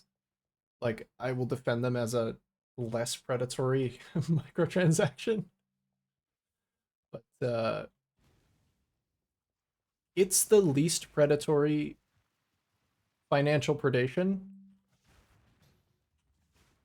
Doesn't sound good on paper. It doesn't sound good out loud.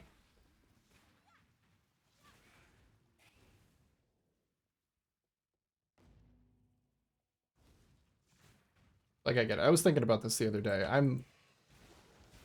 don't think that microtransactions are an inherently bad thing because I enjoy live service games that I know I can continue to come back to for years. And less predatory is definitely better. But it just sounds so weird to say out loud. Like, oh, they only fleece me for some of my money.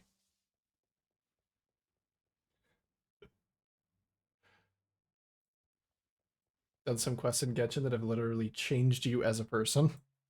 Damn. That's some really good quests. How fucking gorgeous the world is. Oh my god. Yeah, that is beautiful. Like an underwater zone. Dang, dude, that's a pretty game.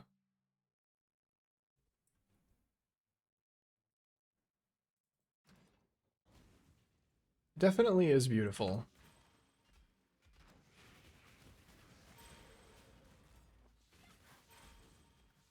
If I could find a way to circumvent my own little tisms, then...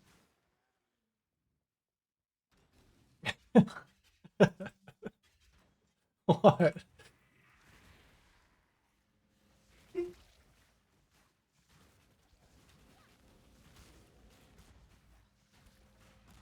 Like I say that as a joke, but I don't know. There's got to be something like wrong with my brain. I get irrationally upset when I can't rebind my controls in a game. It just gets me. And then I can't enjoy it.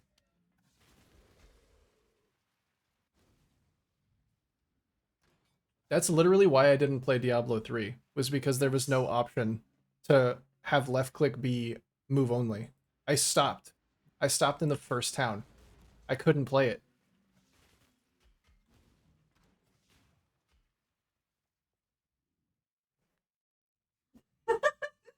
It's 100% autism. I am 100% an autist. Like, I mean, undiagnosed. I'm not a doctor. That's just I've always been that way. I have gone to extreme lengths to rebind my controls in games so that I can actually play.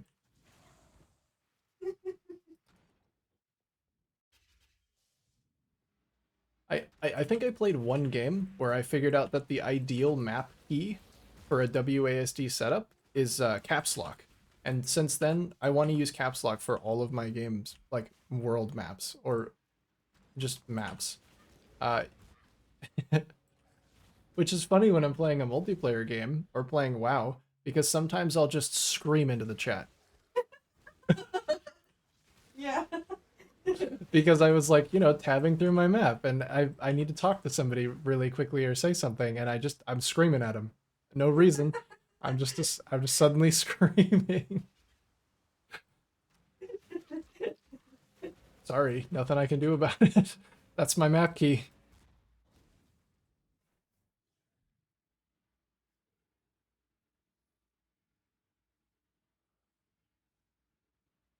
Yeah, I don't have OCD. I used to think that I did, but I don't. I like after hearing what kind of things people with actual obsessive compulsive disorder have and do think, I don't.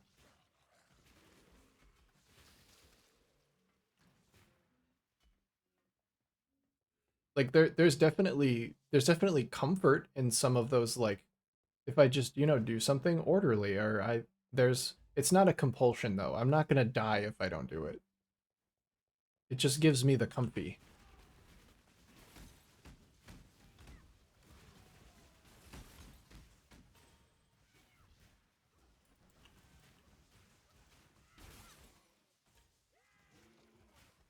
No, OCD sounds actually awful.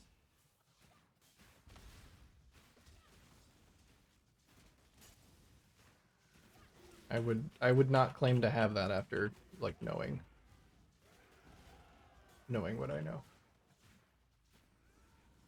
What does autism even mean anymore? I mean, it's like being neurodivergent is probably more accurate, but that that's a spectrum that gets wider every day. Like everybody's got some weird shit.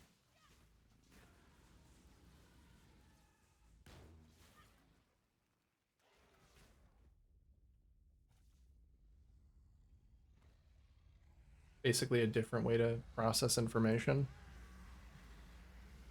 Yeah, I process information poorly. That's how I process information.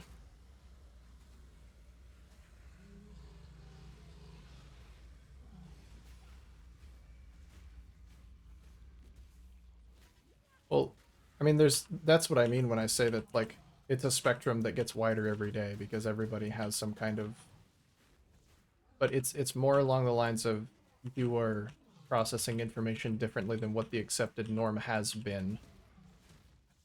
But normal isn't like objective. It's more like socially constructed, which means it basically doesn't exist because it's all made up by boomers, or at least propagated.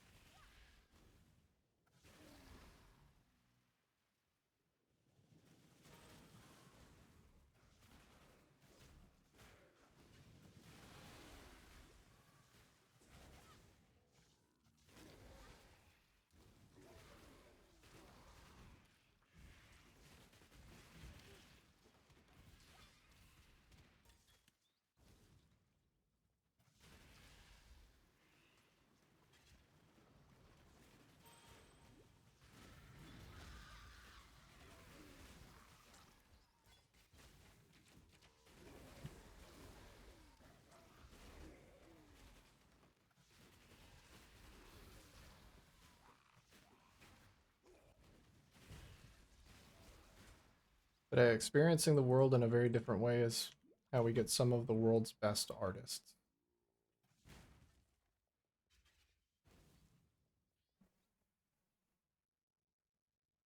Maybe humanity.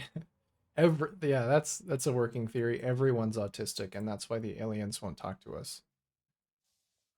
I mean, have you fucking seen us? What the fuck?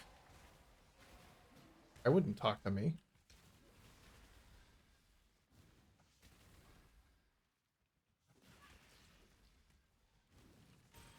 I wouldn't talk to like most half the people out there.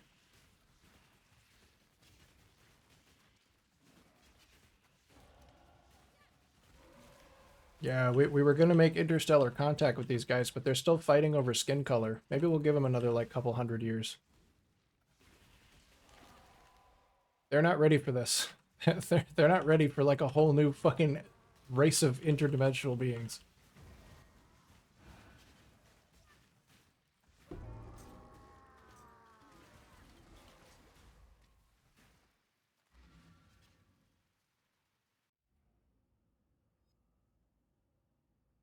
Have social anxiety about talking to strangers. Yeah, the neighboring planet's just a little bit or neighboring as in like the closest one that harbors life. They're just a little shy.